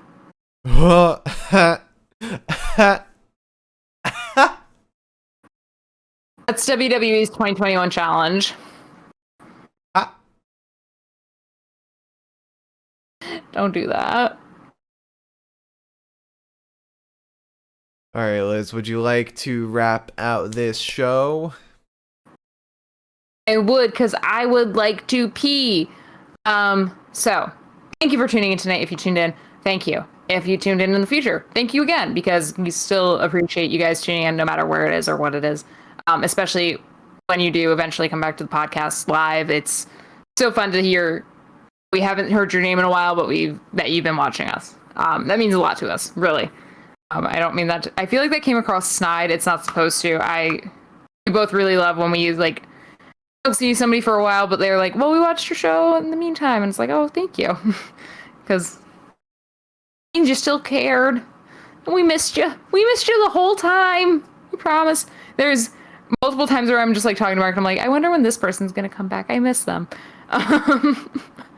So thank you so much for tuning in, whether it's now, whether it's in the future. We will be back less than 24 hours from now, 22 to be exact, almost, maybe even 21 23. At this point. 23. No, because 24 from now would be 12:45, 23 would be 11:45, 22 would be 10:45. Yeah, and Raw ends at 11. It does, doesn't it? That's interesting. Anyway, I'm rounding up, okay? I'm rounding up, so 20 hours from now. We will be in about 22 hours doing the same shit, because it just never fucking ends. Probably still talking about Drew McIntyre, too, at this point. But please tune in. We love having people around. We know that Raw is a hard thing to get through for just about everyone. We're obligated to get through, and it's fucking difficult. But please stop in, say hi, just for a little bit, even if it's 5 minutes. We love seeing people. And we'll be back for another full week of wrestling podcasterin'. All right. Brother. And before I even get to our stuff, I just want to say there is a brand new episode of the Universal Pokemon Federation out right now on YouTube.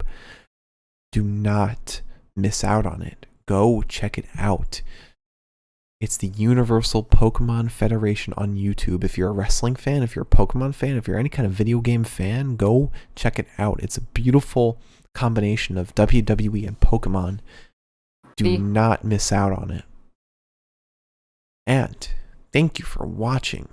Hit that follow or subscribe button. Our Twitter is at Pinfall Podcast. I am at the Mark Cameron. Liz is at Eliza Elaine 23.